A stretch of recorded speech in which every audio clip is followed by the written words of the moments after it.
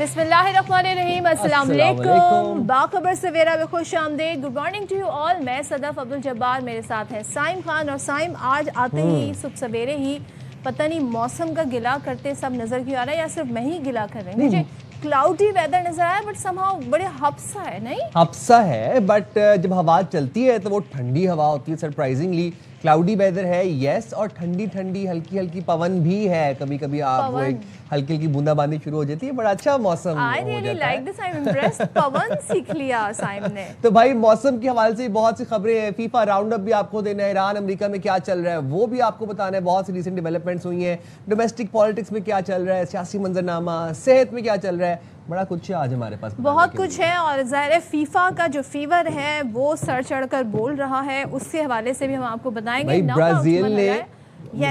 Brazil ने qualify कर लिया है प्री क्वार्टर फाइनल के लिए, और क्या जबरदस्त सनसनीखेज मुकाबला था ब्राजील वर्सेस जापान। अच्छा, उसके बाद अब से कुछ देर पहले मराकश वर्सेस नेदरलैंड्स था। मराकश ने 3-2 से शिकस्त दी नेदरलैंड्स को, और मराकश ने भी क्वार्टर फाइनल के लिए क्वालिफाई कर लिया है। तो फीफा वर्ल्ड कप जनाब 2026 में जर्मनी को एक और अपसेट हुआ, और अपसेट के बाद शिकस्त का सामना करना पड़ा जर्मनी को। पैराग्वे की अगर मैं बात करूं तो पैराग्वे की टीम जर्मनी को हराकर प्री क्वार्टर फाइनल में पहुंच चुकी है, और पैराग्वे ने साबिक वर्ल्ड चैंपियन को पेनल्टी शूटआउट्स पर 4-3 से शिकस्त दी। साइम, मुझे ये देखने में इस वक्त आ रहा है कि वो टीमें जो कदरतन जरा वीक टीमें समझी जाती थी फुटबॉल की, अगर मैं बात करूं जितनी मेरी नॉलेज है, वो बड़ा सरप्राइज इस वक्त दे रही हैं। अब हैरानी मुझे हो रही है कि आप सोचें जर्मनी कितनी बार का चैंपियन, इसी तरीके से दीगर कंट्रीज हैं, बट सबसे ज़्यादा एक्साइटमेंट जो बच्चों को लेके और नौजवानों को लेके है वो ये है कि मेसी जो है, मेसी कहते हैं ना, अपने नाम की उन्होंने लाज रखी है, जो उनका पूरा एक रिकॉर्ड है उसकी उन्होंने लाज रखी है। बड़े ज़बरदस्त तरीके से उन्होंने कहते हैं ना अपना एक लेकर चल रहे हैं मैच। इसी तरीके से रोनाल्डो का भी आखिरी वर्ल्ड कप है, मेसी का भी आखिरी वर्ल्ड कप है। दोनों रिकॉर्ड्स पे रिकॉर्ड्स कायम किए जा रहे हैं। इंटरेस्टिंग बात ये है कि ब्राजील जैसे ही क्वार्टर फाइनल में पहुंचा है, प्री क्वार्टर फाइनल में, मिनी ब्राजील के अंदर भाई ऐसा जश्न हो रहा है, ऐसा जश्न हो रहा है। अब मिनी ब्राजील आप लोग सोच रहे होंगे कि मिनी ब्राजील की क्या है, मैं लियारी की बात कर रहा हूँ। हमारे अपने लियारी के अंदर ऐसी खुशी मनाई जा रही है। अच्छा, मुर्तज़ा वहाब साहब कल लियारी इंटरनेशनल स्टेडियम में मौजूद थे, वहाँ पे उन्होंने पूरा मैच देखा। वो हमें बड़े मुतहरिक नज़र आ रहे हैं फीफा की सारी एक्टिविटी के अंदर। ये देखें आप ये मनाजिर, और उन्होंने आराम से बैठ के एंजॉय किया। भाई रात 2 बजे का मैच हो, रात 4 बजे का, और रात 5 बजे का, और लियारी में स्क्रीन लगती है और सब देखते ज़रूर हैं। और हमें याद है जब वर्ल्ड कप शुरू होने वाला था तो बिलावल भुट्टो साहब खुद भी उन्होंने एक वीडियो मैसेज जारी किया था, जिसमें उन्होंने बताया था किस तरीके से लियारी में बड़ी स्क्रीन्स लगाई जाएंगी। और लियारी में आपको पता है ना कितना टैलेंट है वहाँ पर, फुटबॉल को लेकर जो क्रेज़ है, बच्चा बच्चा, आप गली मोहल्लों में जाएं वहाँ पर आपको बच्चे फुटबॉल खेलते हुए नज़र आएंगे। और हमने तो कई बार ऐसी टीम्स को भी बुलाया है जो अंडर 19 है, जिन्होंने जो लीग्स होती हैं, एशियन लीग्स होती हैं, वहाँ पर उन्होंने क्वालिफाई भी किया। और ये देखिए, और इंटरेस्टिंग बात इसमें ये है कि ये सेल्फ टॉट बच्चे हैं। इनको कोई खास कोई ना ट्रेनिंग कैंप्स इनके लिए लगते हैं, ना इनके पास कोई कोचेस हैं। ये बच्चे खुद ही सीखे हुए हैं, और ये सरप्राइजिंग बात है कि खुद कैसे सीख लिए। जाहिर सी बात है यूट्यूब ट्यूटोरियल वगैरह देख के। बट जरा फीफा पे वापस आ जाते हैं, आपको राउंड अप दे रहे थे फीफा का। 5 बार की चैंपियन टीम जापान ने जापान को 2-1 से शिकस्त दी गई जनाब। और गैब्रियल ने जो खतामी लम्हात में गोल किया, फैसला कौन गोल, मतलब 58वें मिनट में था। मैच के पहले हाफ में जापान ने गोल करके बढ़तरी हासिल की, और जो मैच के 56वें मिनट तक बरकरार रही। और दूसरे हाफ में ब्राज़ील ने फिर जारहाना खेल पेश किया और बार बार गोल करने की कोशिश की। आखिरकार फिर जनाब 56वें मिनट में जाकर गोल हुआ, और मैच था वो बराबर हो गया। और जापान की टीम यूं इवेंट से फिर आउट हो गई है। अच्छा, यहाँ पे हमने बड़े कहते हैं ना इमोशनल हमें लम्हात देखने को मिलते हैं फुटबॉल में, जब ऐसे नॉकआउट मरहले होते हैं और टीम्स जब नॉकआउट, उनके जो कोच होते हैं मैं देख रही होती हूँ, they are so active, pro active इतना होते हैं। वो ऐसा लग रहा होता है बस वो ग्राउंड में नहीं पहुँचे हैं, वरना जिस तरीके से वो अपने प्लेयर्स पर गुस्सा कर रहे होते हैं, उनको मैसेजिंग हो रही होती है, तो दैट्स वेरी। और सबसे इम्पॉर्टेंट ये है कि आप खचाखच क्राउड को भरा हुआ देखेंगे, इतने फैंस हैं दुनिया भर में फुटबॉल के। आई विश कि हमारी भी टीम होती, और इसी तरीके से हम इंटरनेशनल, हमारी सोचा हमारे मुल्क से फुटबॉल जाती है बन के, जो ये फुटबॉल जो ये खेली जा रही है हमारे मुल्क से बन के जाती है। आप कोचेस का भी जिक्र कर रही थी, मुझे पाकिस्तान क्रिकेट टीम के कोच याद आ गए। उनकी तो ना ही बात मैंने कहा शायद अगर कंपैरिजन करूं तो नाइंसाफी हो जाएगी, लेकिन हमारे जो कोच हैं उनकी तो शायद कम्युनिकेशन भी समझ नहीं आ पाती हमारे खिलाड़ियों को। اور یہاں پر جب ہم فیفا دیکھتے ہیں تو ہم دیکھتے ہیں کوچز کتنے ہمیں ایکٹیو نظر آتے ہیں اور انٹو دا میچ نظر آتے ہیں. تو زبردست مناظر ہیں اور جناب دیکھیں فیفا انجوائے کریں. اب دین اگین فیفا جو ساکر جو فٹ بال جو گیم ہے it's a game of unity, اور اس میں ہم دیکھیں کہ پوری دنیا میں جو ایک جنگی سا ماحول تھا اس سے نکل کے ایک ہمیں یونٹی اور ایک امن کا جو ہے وہ ہمیں مناظر دیکھنے کو ملے. اسی لیے اس کا نام باقاعدہ طور پر فٹ بال فیور ہے. چلیں تو اس حوالے سے ہم اپڈیٹس آپ کو دیتے رہیں گے, لیکن ہم اپنی ایک دوسری سٹوری کی طرف بڑھتے ہیں سائم. اور ہم جو ہی کہتے ہیں نا سائم اور میں اکثر بیشتر آپ کو بتاتے ہیں کہ جو واقعات ہوتے ہیں اس کا ہم فالو اپ ضرور رکھیں گے. آپ کو یاد ہوگا بلوچستان میں واقعہ پیش آیا تھا کوئٹہ کے سرکاری اسپتال میں ڈاکٹر ماہنور پر تیزاب گردی کا واقعہ تھا, جس سے ظاہر ہے ہم سب اس طرح کے جب واقعات ہوتے ہیں تو ہمیں اندازہ ہوتا ہے کہ سب کتنے خاص طور پہ اگر ہم خواتین کی معاشرے میں بات کریں ولنریبل ہیں, اور جس طریقے سے ان کو ٹارگٹ کیا گیا یہ قابل مذمت ہے, کسی بھی طور پہ جسٹیفائی اس کو نہیں کیا جا سکتا, اور اس کی باقاعدہ پاکستان میں سزا بھی ہے. لیکن ہوا کیا تھا کہ وہ جو ملزم تھا مجرم تھا وہ موقع پر ہی مارا گیا تھا, اور اس کی فوٹیج سارے CCTV مناظر ہمارے سامنے آ گئے تھے. پھر سرکار آگے بڑھی, بلوچستان حکومت نے کہا کہ ہم ڈاکٹر ماہنور بلوچ کا باقاعدہ بہت اچھا ٹریٹمنٹ کروائیں گے. وہ سارے ایشو ہوتے رہے. اس دوران آپ سوچیں اس واقعے کو ہوئے بھی غالباً 1 مہینہ ہو گیا ہے, آلموسٹ 1 مہینہ ہو گیا ہے. تب سے لے کر اب تک یہ جو ینگ ڈاکٹرز ہیں ان کی جانب سے احتجاج کا سلسلہ جاری. احتجاج, ان کی ڈیمانڈز بجا ہوں گی, ان کے مطالبات بجا ہوں گے, لیکن سوال یہ پیدا ہوتا ہے کہ OPDs بند کر دینا, کیونکہ سرکاری اسپتالوں میں کون لوگ آتا ہے؟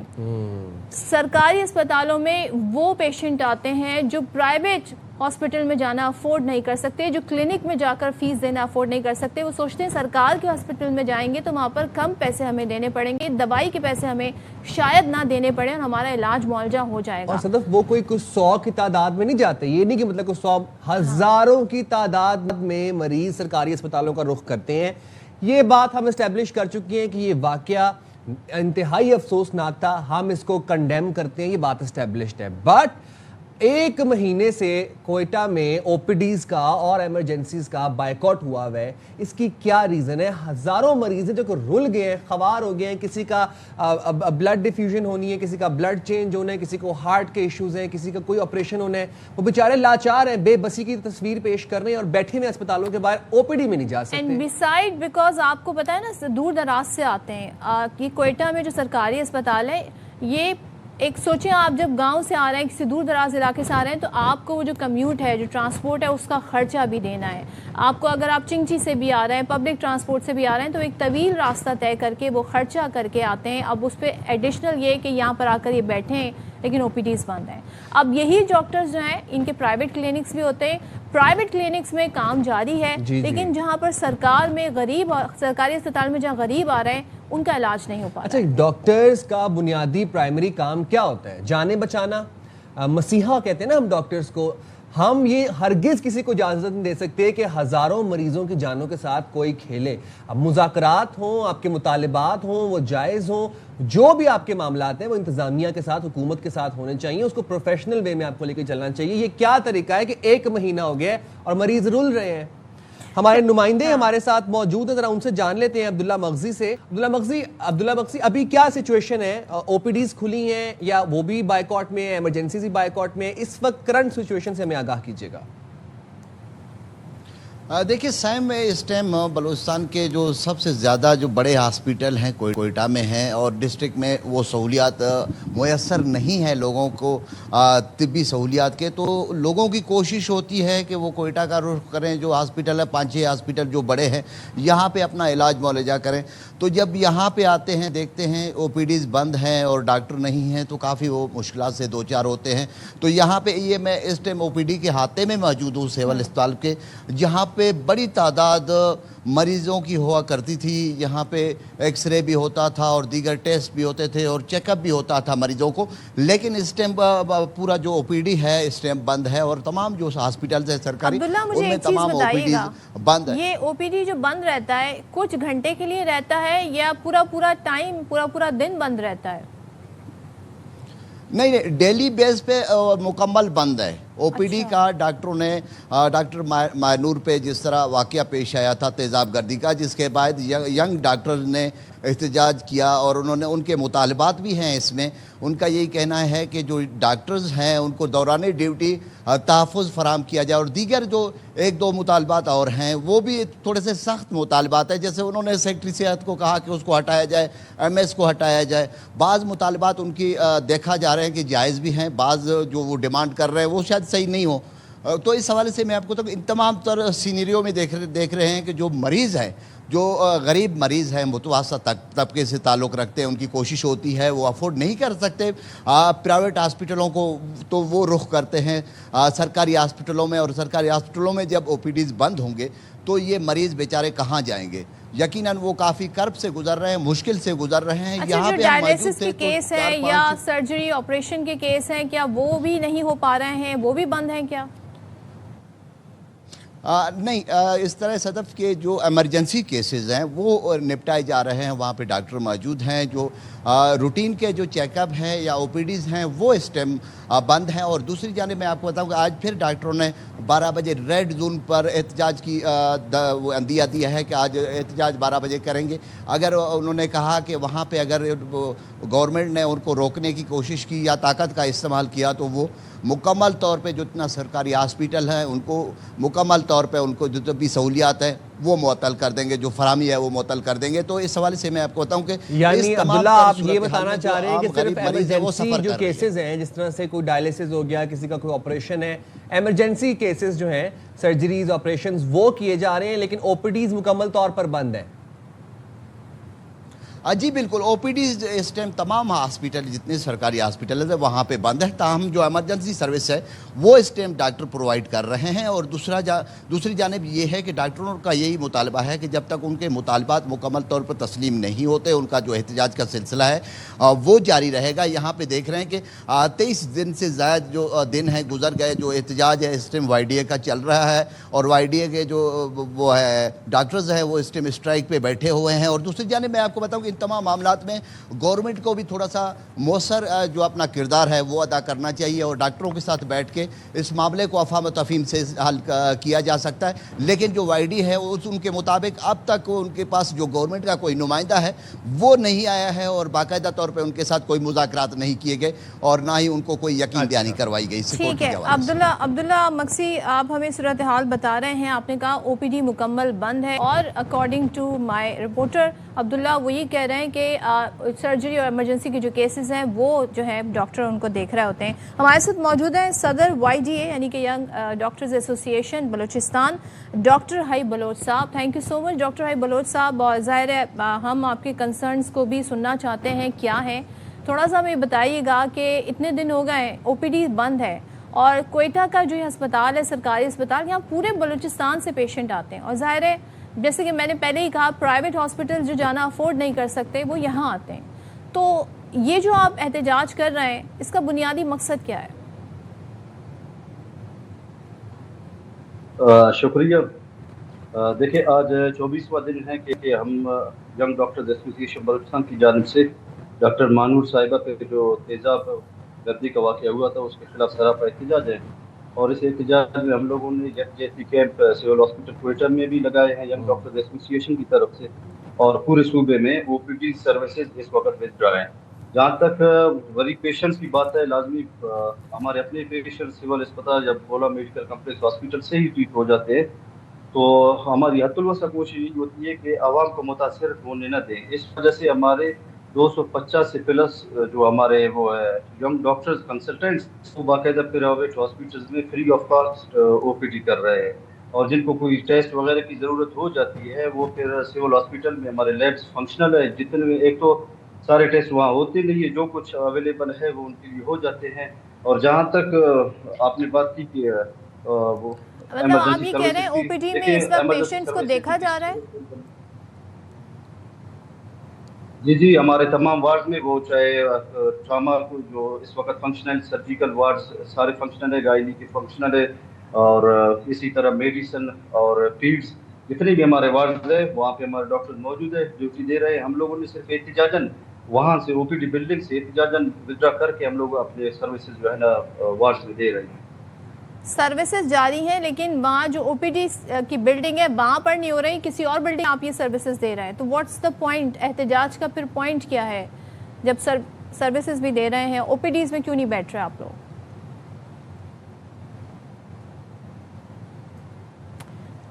डॉक्टर हाई बलोच से बात करेंगे।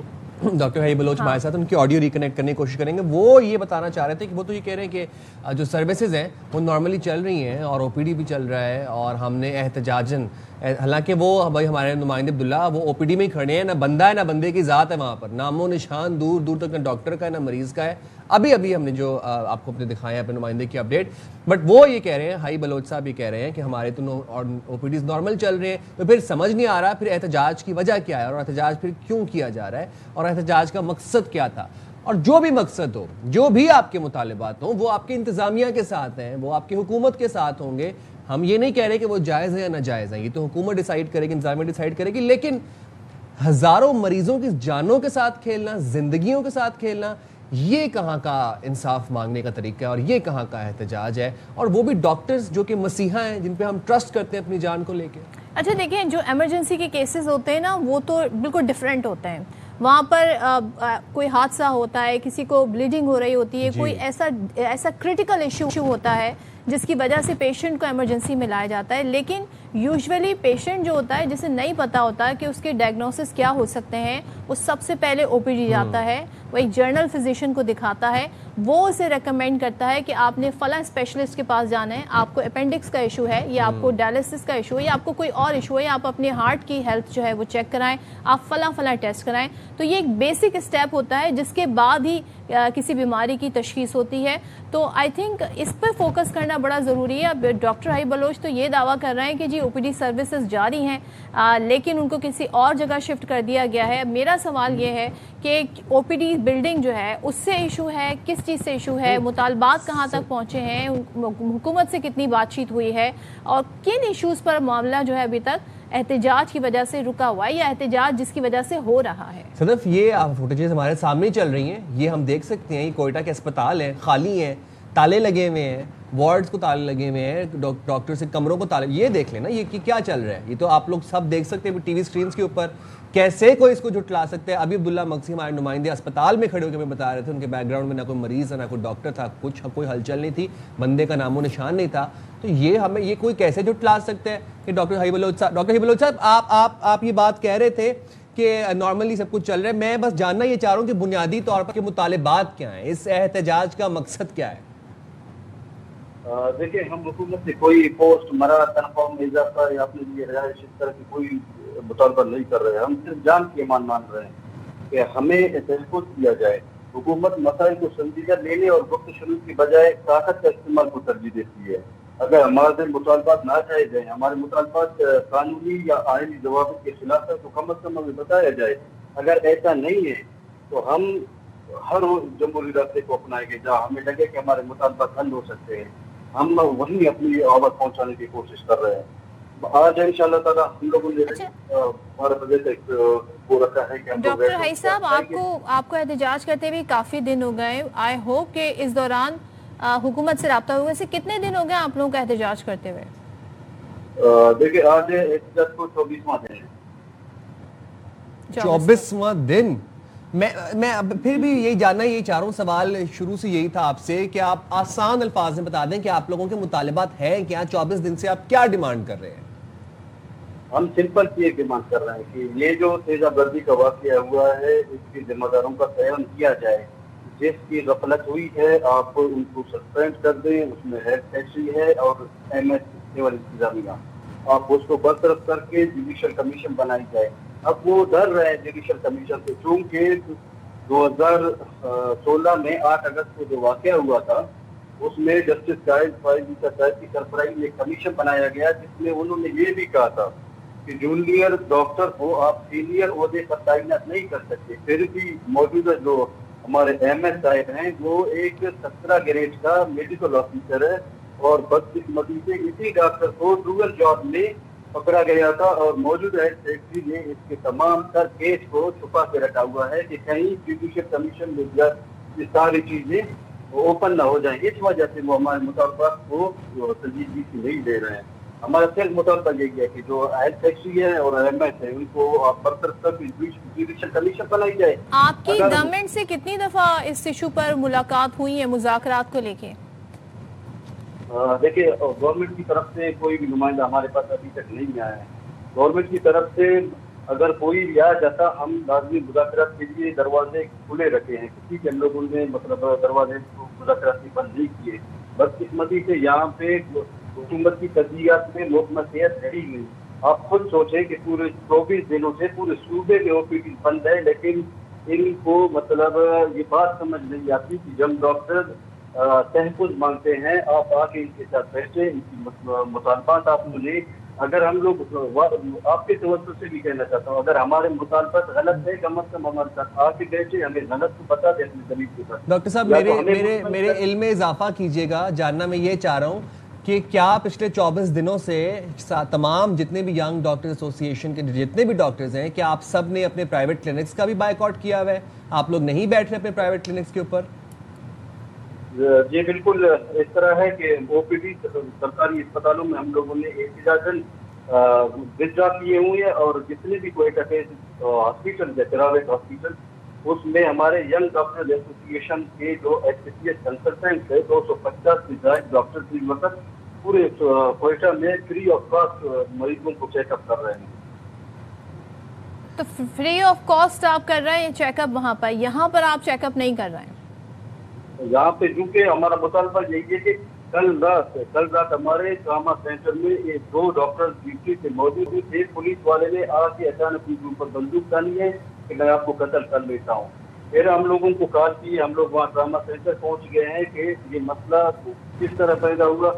बस वही एक साहब इयादत के लिए आ जाते हैं और 15-20 उसके साथ बॉडीगार्ड हो जाते हैं। वो न ICU की प्रोटोकॉल को जानते हैं न इमरजेंसी सिचुएशन की प्रोटोकॉल को जानते हैं। बस वो गुतन गुताई में आके हमारे डॉक्टर को हरासा किया जाता है। इस वजह से हम कहते हैं कि ये आए रोज के मामूल अब बन चुकी है, हमारा कोई भी डॉक्टर महसूस नहीं है। अच्छा डॉक्टर साहब, मैं जानना आपसे ये चाहता हूँ, मैं आपसे जानना ये चाह रहा हूँ कि ये पिछले 24 दिन से आपका एहतजाज चल रहा है, अल्लाह खैर करे ये जल्द एहतजाज ख़त्म हो, हम दुआ गो हों, लेकिन ये जो आप लोगों ने बायकॉट किया हुआ है ओपीडीज़ का, एमरजेंसीज़ का, इस दौरान खुदा ना खास्ता किसी मरीज़ की जान चली जाती है, कोई मरीज़ आता है पेट में दर्द की शिकायत लेके और उसको अपेंडिक्स का मसला है, उसका अपेंडिक्स ब्लास्ट फट जाता है, कौन जिम्मेदार होगा? ये जिम्मेदारी किसके ऊपर आयद होगी फिर?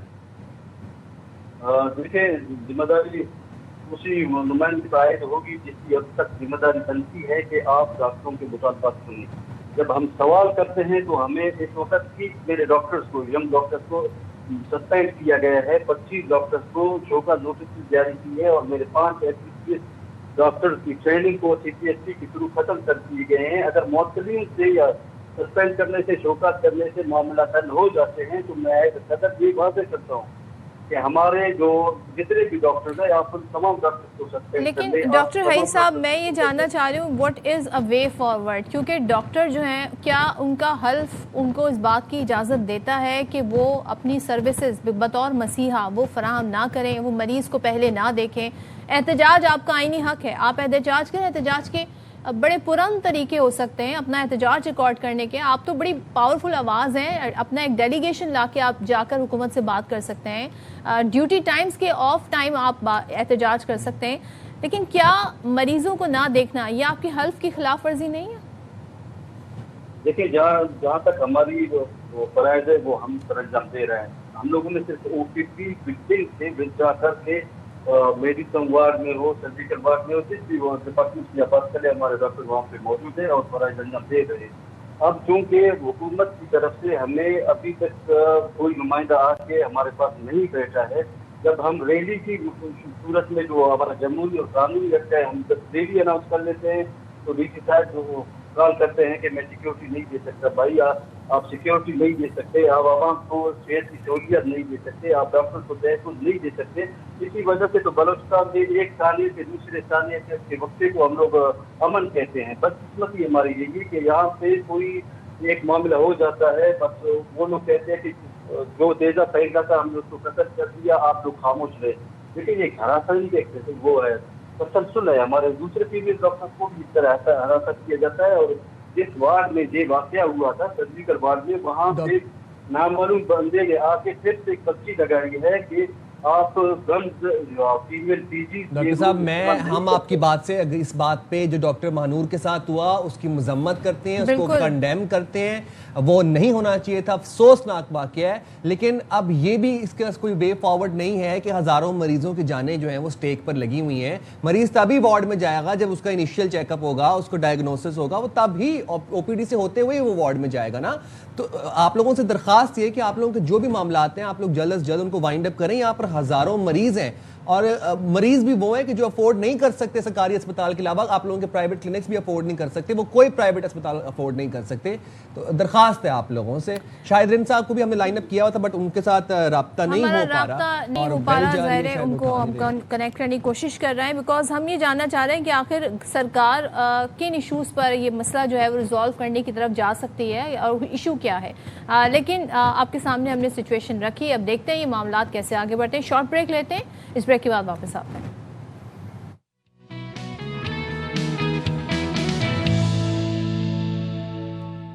Welcome back once again. اور ذرا اب آپ کو پولیو کے حوالے سے ہم بتائیں، اور بڑے اس حوالے سے جو رپورٹ ہو رہی ہیں خبریں وہ اچھی آ رہی ہیں، وہ یہ ہیں کہ سندھ میں پولیو وائرس کے جو خاتمے کی مہم ہے اس میں بڑی زبردست پروگریس سامنے آئی ہے، اور وزارت صحت ہمیں یہ بتا رہی ہے کہ صوبے سے حاصل کیے گئے جو 29 ماحولیاتی نمونے تھے ان میں سے 28 میں پولیو وائرس نہیں پایا گیا۔ So that's a very positive sign, اور جو انسداد پولیو اقدامات کی کامیابی کا ایک مثبت اشارہ ہے۔ اچھا، اب یہ اچھی خبر ہے ٹو سم ایکسٹینٹ، بٹ اچھی خبر اب یہ اسی حد تک ہی ہے نا کہ اب افغانستان اور پاکستان ہی متاثرہ رہ گئے ہیں پولیو سے، اور اس میں بھی اب جب ہم جا کے اتنی مہم چلا رہے ہیں، اتنی کیمپیننگ کر رہے ہیں، تو فائنلی جا کے ہمارے کچھ جو نمونے ہیں ان میں سے جو موسٹ جو نمونے ہیں ان میں پولیو نہیں ملا۔ وفاقی وزیر صحت ہیں مصطفیٰ کمال صاحب، وہ یہ کہتے ہیں کہ اگست 2023 کے بعد پہلی بار منفی ماحولیاتی نمونوں کی اتنی بڑی تعداد سامنے آئی ہے جو پولیو کے خاتمے کی کوششوں میں ایک اہم سنگ میل ہے۔ وفاقی وزیر صحت ہیں وہ یہ کہتے ہیں کہ کمبر اور کشمور میں پولیو وائرس کے پھیلاؤ پر قابو پانا حوصلہ افزا پیش رفت ہے، کیونکہ ظاہر ہے پھر یہ آؤٹ اسکرٹ تھوڑے ذرا ہٹ کے علاقے ہیں، جبکہ بدین اور میرپور خاص میں مسلسل دوسرے ماہ بھی ماحولیاتی نمونوں کا منفی آنا اہم کامیابی قرار دیا جا رہا ہے۔ سو دیٹس ویری ہاں، مطلب یہ بڑا اچھے ہمارے پاس نمبرز اسٹیٹ سامنے آ رہے ہیں۔ آئی ہوپ کہ پاکستان بھی ان ممالک میں جلد از جلد شامل ہو جائے جہاں سے پولیو کا مکمل خاتمہ ہو جائے، اور بڑے خاص طور پہ جو ہمارے پولیو ورکرز ہیں جتنی ڈیڈیکیشن کے ساتھ وہ کام کر رہے ہیں، جن پر خطر حالات میں وہ کام کر رہے ہیں، دور دراز علاقوں میں جانا، اور پھر ظاہر ہے ان کو سم ہاؤ بڑا ایک ہوسٹائل قسم کا رویہ ملتا ہے، تو اس سے بھی کوپ اپ کرنا اور بڑا زبردست ہے یہ، تو ہم ان کو ہیڈس آف ٹو دیم۔ آگے بڑھتے ہیں، بات کرتے ہیں جتنی جلدی سے سائیں موسم نہیں بدلتا ہے، موسم بھی جیسے کوئی فیز آتا ہے وہ ایٹ لیسٹ 2 دن 3 دن کم سے کم وہ اپنے تیور دکھا رہا ہوتا ہے، لیکن اس سے زیادہ تیزی سے بدل رہے ہیں ایران امریکہ کے معاملات۔ اب کل جب ہم بات کر رہے تھے کچھ اسکرمش کی باتیں کر رہے تھے کہ جی ایک میزائل داغ دیا تو وہاں سے جی بحری جہاز پہ اٹیک ہو گیا، پھر ایران نے کہا کہ ہماری خود مختاری پہ حملہ ہو گیا، ہم سب بیٹھ کے یہاں سوچنے لگے کہ بھائی ایم او یو کا کیا ہوگا۔ وہ ایم او یو جو سائن ہوا تھا سوئٹزرلینڈ میں، سارے پہنچے تھے، اتنی مشکل سے ساتھ بیٹھے تھے، ایک بار پھر سے ڈونلڈ ٹرمپ صاحب ہمیں بتا رہے ہیں کہ یہ تو معاملات کی طرف مذاکرات کی طرف معاملات بڑھ رہے ہیں۔ اب ڈونلڈ ٹرمپ یہ کہہ رہے ہیں کہ جناب امریکہ اور ایران ایک دوسرے پر حملے روکنے پر متفق ہو چکا ہے، اور جناب اب ہوگا کیا کہ مذاکرات کی ٹیبل پر بیٹھیں گے دونوں فریق۔ صدر ڈونلڈ ٹرمپ نے یہ دعویٰ کیا ہے کہ آج دوحہ میں ایران کے وفد سے مذاکرات ہوں گے، جس کے لیے ایران نے درخواست کی ہے۔ اب یہ ڈونلڈ ٹرمپ کا ورژن ہے کہ ایران نے درخواست کی ہے، ابھی آپ کو ایران کا ورژن بتاتے ہیں ذرا۔ بی بی سی اور امریکی نیوز ویب سائٹ ہے ایکزیوس، وہ یہ رپورٹ کر رہے ہیں کہ ایران سے تکنیکی مذاکرات میں اسٹیو وٹکاف اور جیرڈ کشنر نمائندگی کریں گے، جبکہ جو تکنیکی وفود ہیں وہ بدھ کو علیحدہ مذاکرات کریں گے۔ قطر اور پاکستان ایز یوزول ثالث کا کردار ادا کریں گے، لیکن ایران نے امریکی ٹیم سے ملاقات کی تردید کر دی ہے۔ وہ ایرانی نائب وزیر خارجہ ہیں، وہ یہ کہتے ہیں کہ امریکہ سے براہ راست بات چیت کا کوئی منصوبہ نہیں ہے۔ کاظم غریب آبادی صاحب کہتے ہیں کہ قطر سے معمول کی مشاورت جاری ہے، جبکہ امریکہ سے سفارتی امور اور مشاورت کا سلسلہ ثالث ملکوں کے ذریعے یہ تو ہمیں ہی پتہ ہی تھا نا جب ایم او یو سائن ہوا تھا کہ ابھی ایک بڑی لانگ جرنی ہے، ایک بڑا طویل راستہ ہے، اور اس میں ظاہر تکنیکی بہت سارے ایشوز ہیں جن کو ریزالو کرنا ہے، ایک فریم ورک طے کرنا ہے۔ میں ذرا جب آپ نے مجھے بتایا نا اسٹیو وٹکاف اور جیرڈ کشنر اور پھر آپ نے کہا تکنیکی معاملات، تو آئی واز جسٹ تھنکنگ کہ تکنیکی معاملات سے جیرڈ کشنر کا کیا لینا دینا، کیا تعلق ہے؟ کوئی بڑی ایسا ایکسپرٹ ہو جس کو پتہ ہو مذاکرات کے کیا طریقہ کار ہوتے ہیں، کیا جو ہے نا ifs and buts ہوتے ہیں، کس طریقے سے کنونس کیا جاتا ہے، بڑا ایک یہ آرٹ ہے. لیکن جیرڈ ہے نا فیملی ریلیشن ایکسپرٹ، ہاں وہ ظاہر ہے فیملی کا فیملی لمیٹڈ معاملہ بھی ہے، فیملی لمیٹڈ کمپنی یہاں پہ جا رہی ہے. لیکن ایران نے ویسے یہ کہا ہے کہ ڈائریکٹ نہیں ہو رہا ہے مذاکرات، لیکن ایک طریقے سے تکنیکی مذاکرات یا جو ہے ڈیلیگیشن کے تھرو مذاکرات جاری ہیں. تاریخ و مقام طے ہونے کے بعد تکنیکی مذاکرات مناسب وقت پر ہوں گے، ایران کا کہنا ہے. عمان میں امریکہ کے سابق سفیر وہی کہتے ہیں کہ حالیہ کشیدگی کے بعد بھی پاکستان کی ثالثی سے ہی واشنگٹن اور تہران دوبارہ مذاکرات پر آمادہ ہوئے اور تازہ جھڑپ بند کرانے میں بھی پاکستان نے بڑا اہم رول پلے کیا ہے. تو یہ تمام پاکستان تو اپنی کوششیں کر رہا ہے اور آج کے دن تک مخلصانہ انتھک کوششیں کر رہا ہے، بٹ دین اگین پاکستان اتنا ہی کر سکتا ہے نا، دن رات جاگ کے دونوں فریقوں کو ایک میز پر لا کے بٹھا سکتے ہیں. آگے it's up to the both of the parties. Oman نے آبنائے ہرمز سے گزرنے والے جہازوں پر ٹول ٹیکس لگانے کی مخالفت کر دی ہے اور ایران اور عمان کے درمیان آبنائے ہرمز سے متعلق اجلاس جو تھا وہ مسقط میں ہوا. عمانی وزیر خارجہ یہ کہتے ہیں کہ آبنائے ہرمز میں بحری جہازوں کی آزادی اور سلامتی ناگزیر ہے. بحری سہولتوں کے لیے فیس وصولی قابل جائزہ ہے مگر ٹول ٹیکس کی مخالفت کرتے ہیں. اچھا ایران نے اب دیکھیں یہاں پہ ان تین جو کنٹریز ہیں انہوں نے بڑا ایک فریم ورک طے کرنا ہے، لیکن آپس میں اگر یہ معاملات ریزالو نہیں ہوں گے تو پھر امریکہ سے تو پھر ریزالو کرنے میں مزید ٹائم لگ سکتا ہے. اچھا ایران نے بحرین کو سنگین نتائج کی دھمکیاں دی ہیں.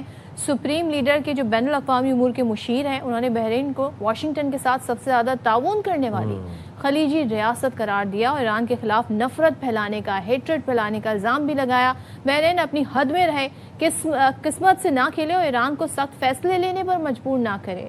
تو اشتعال انگیزی کی تو تہران کا زیادہ طاقت سے حملہ کرے گا. اب آپ دیکھ لیں جو ٹون سیٹ کی ہے تہران نے ٹورڈز بحرین وہ ہمارے سامنے ہے، اور وہ ان ممالک کو یا ان کنٹریز کو جو امریکہ کی سپورٹ میں ہے، جس بھی طریقے سے سچویشن میں سمہاؤ انہوں نے امریکہ کو ایڈ پرووائڈ کی ہے، ان سے آئی تھنک ابھی ایران کے کوئی تعلقات اچھے ہوتے ہیں. یہاں پہ صرف ایک اور چیز بھی اب واضح ہو رہی ہے نا، جو کہ ایران ڈے ون سے بارہا کہہ رہا ہے کہ ہم کسی قسم کا دباؤ برداشت نہیں کریں گے. کوئی اگر آپ آل فال زبان استعمال کر رہے ہیں وہ بھی ہم برداشت نہیں کریں گے، کوئی پریشر نہیں ہم لیں گے. ہم دونوں ایکول فریقوں کی طرح پارٹیز کی طرح بیٹھ کے ایز ایکولز بات کریں گے. جب آپ اتنی پاورفل پوزیشن میں آ جائیں تو پھر آپ اسٹرینتھ سے بات کرتے ہیں، پھر آپ پاور پوائنٹ آف اسٹرینتھ سے وہ بات کر رہے ہیں. اور اس ایسی صورتحال میں ڈونلڈ ٹرمپ کو تھوڑا ہواؤں کا رخ سمجھنا چاہیے، اپنے بیانات کو تھوڑا کنٹرول کرنا چاہیے. اب یہ بات کہتے ہوئے ہمیں 2 مہینے ہو گئے ہیں، ڈونلڈ ٹرمپ کا مزاج نہیں سمجھ میں آ رہا، وہ کسی کو سمجھ میں، شاید جیرڈ کشنر مزید بہتر سمجھ سکتے ہیں ان کا یہ مزاج، یا سمجھا سکتے ہیں. ان کی شمولیت جو ہے نا ہو سکتا ہے وہ یہ ہو کہ وہ شاید زیادہ ایکسپلین بہتر کر سکتے ہو کہ یہ ٹویٹ جو کر دی ہے اس کا یہ مطلب ہے. اچھا اب ذرا اس سے نکل کے ہم موسم کی طرف آ جاتے ہیں. آج ہے 30 جون اور آپ کو پتا ہے جولائی کے مہینے سے پاکستان میں مانسون سیزن شروع ہو جاتا ہے. تو یہ جو پریڈکشنز ہو رہی ہیں یہ بتا رہی ہیں کہ کل سے یعنی 1 جولائی سے بارش ہوں گی اور موسلا دھار بارش ہوں گی. لیکن کیا پورے ملک میں ایسے ہی بارش ہوں گی؟ یہ ایک سوال اپنی جگہ پر. اچھا محکمہ موسمیات نے جولائی کے آغاز سے ہی ملک بھر میں مونسون بارشوں کے نئے سپیل کی پیشگوئی کر دی ہے. اب خاص طور پر خیبر پختونخوا کے جو مختلف اضلاع ہیں ان میں 1 جولائی سے 5 جولائی تک طوفانی بارشوں کا امکان ظاہر کیا گیا ہے، جبکہ جو سندھ کے مختلف شہر ہیں وہاں پر 3 اور 4 جولائی کو تیز بارشوں کی توقع ہے. ہوپ کہ کراچی بھی ہو، لیکن رحمت والی بارش ہو کراچی کے اندر جب ہم سندھ کے مختلف شہروں کی بات کر رہے ہیں. پی ڈی ایم اے نے خیبر پختونخوا کے لیے الرٹ جاری کرتے ہوئے خبردار کیا ہے کہ بالائی اضلاع میں لینڈ سلائیڈنگ اور طغیانی کا خدشہ ہے، جبکہ پشاور، چارسدہ، نوشہرہ، سوات، ایبٹ آباد اور مردان میں اربن فلڈنگ کا بھی امکان ہے. اچھا اب ظاہر ہے ایسی صورتحال میں بڑا الرٹ ہم دیکھ رہے ہیں جاری کیا گیا ہے محکمہ موسمیات کے مطابق. تیز ہوائیں ہوں گی، گرج چمک کے ساتھ موسلا دھار بارشوں کا سلسلہ ہوگا. تو جو کمزور عمارتیں ہیں آلریڈی جو عمارتیں ڈینجر زون میں آتی ہیں یا سولر پینلز جو ہیں ان کو نقصان پہنچ سکتا ہے. تو متعلقہ ادارے جو ہیں ان کو الرٹ کی ہدایت کر دی گئی ہے. الرٹ رہنے کی بات کر لیتے ہیں، ہمارے ساتھ موجود ہیں ترجمان پی ڈی ایم اے خیبر پختونخوا انور شہزاد. ان سے بھی جانیں گے کہ کیا انتظامات کیے گئے ہیں، کیونکہ پچھلے کچھ سالوں میں ہم یہ دیکھ رہے ہیں کہ ایک ایکسٹینڈڈ مانسون سیزن پاکستان میں رہا اور اس نے تباہ کاریاں مچائیں. ہم نے اربن فلڈنگ جیسا فنومینن اپنی آنکھوں سے ہوتے ہوئے دیکھا ہے. کس طریقے سے ہم نے اسلام آباد میں گاڑیوں کو ڈوبتے ہوئے دیکھا, کس طریقے سے ہم نے لاہور میں بارشیں دیکھی, کس طریقے سے ہم نے کراچی میں شارع فیصل, کراچی میں آپ دیکھیں, اب یاد ہے ہمیں 2022 میں بڑی تباہ کن بارشیں ہوئی تھیں, لیکن اس کے بعد بھی ہم دیکھ رہے ہیں کہ شارع فیصل پانی سے بھر گئے. یہ میرے لیے بڑی ایک سرپرائزنگ بات تھی, کیونکہ سم ہاؤ یہ وہ راستے ہیں, یہ وہ جگہیں جہاں پر ڈرینیج سسٹم بہتر ہے, جہاں پر پانی کا بہاؤ بہتر ہے, اور اتنی بھی بارشیں نہیں ہوئیں کراچی اور سندھ کی حد تک. اگر میں بات کروں, ہم چلیں کراچی کی اگر یہ بھی بات کر لیتے ہیں نا کہ چلیں یہاں پر ڈرینیج سسٹم اس طرح سے فعال نہیں ہے یا وہ سیوریج کا نظام نہیں. آپ اسلام آباد کے مناظر آپ کو یاد ہے پچھلے سال کی صدف, ہم نے دیکھا پورا اسلام آباد مین سیکٹرز G7, F7, G10 پورے پانی میں ڈوبے ہوئے تھے. بڑی بڑی گاڑیاں 4x4 ڈبل کیبن گاڑیاں سیلابی ریلے ان کو بہائے لے جا رہی تھی اپنے ساتھ, اور وہ کیا تھا, وہ اربن فلڈنگ تھی. وہ وہاں پر کلاؤڈ برسٹ ہوتے ہیں اور وہاں پر انپریسیڈنٹڈ ٹورینشیل رین فال ہوتی ہے ایک دم سے, اور وہاں پہ پھر اربن فلڈنگ ہو جاتی ہے. اور اس کے بعد پھر اسلام آباد کی میں بات اس لیے کروں, پلانٹ سٹی ہے نا, وہاں پر بڑا بہترین فعال قسم کا سیوریج نظام ہے اور سب کچھ ہے, لیکن وہ بھی برداشت نہ کر پایا جو کہ بارشیں پچھلے سال ہوئی. جب ہم کراچی کی بات کرتے ہیں تو ہم یہی دعا کرتے ہیں کہ یہاں پر رحمت کی بارش ہو, زحمت کی بارش نہ ہو, کیونکہ اب اس شہر میں اتنی سخت رہ ہی نہیں گئی کہ اتنی ہیوی رین فال برداشت کر سکے. اس ٹائم پر بھی بیٹھ کے یہ جاننے کی کوشش کی تھی کہ اب جو نیا سال آئے گا اس کے لیے ہمارے انتظامات کیا ہیں, اب ہم اس طرح کی سچویشن سے نمٹنے کے لیے کتنا تیار ہیں, کیونکہ آپ کو اپنا انفراسٹرکچر بھی اس حساب سے بنانا ہوگا, آپ کو ڈرینیج سسٹم بہت بہتر کرنا ہوگا. یہ جو نالے ہیں جن میں ہم دیکھتے ہیں نالوں میں کچرا بھرا ہوتا ہے, ان کی بر وقت صفائی کرنی ہوگی تاکہ اس طریقے کا سسٹم جو ہے وہ ایک آگے بڑھے. اور جب بارشیں ہوں تو یہ نہ ہو کہ اس وقت آپ کو خیال آ رہا ہو کہ جی نالا صاف کرنا ہے, کریں کیسے, پانی نکلے گا تو کریں گے, بارش رکے گی تو کریں گے. تو یہ کام پہلے سے کرنے کے, آئی ہوپ کہ یہ جو مہینے ہوتے ہیں نا مئی جون کے, اس میں یہ صفائی ستھرائی کے سارے کام ہو گئے ہوں گے,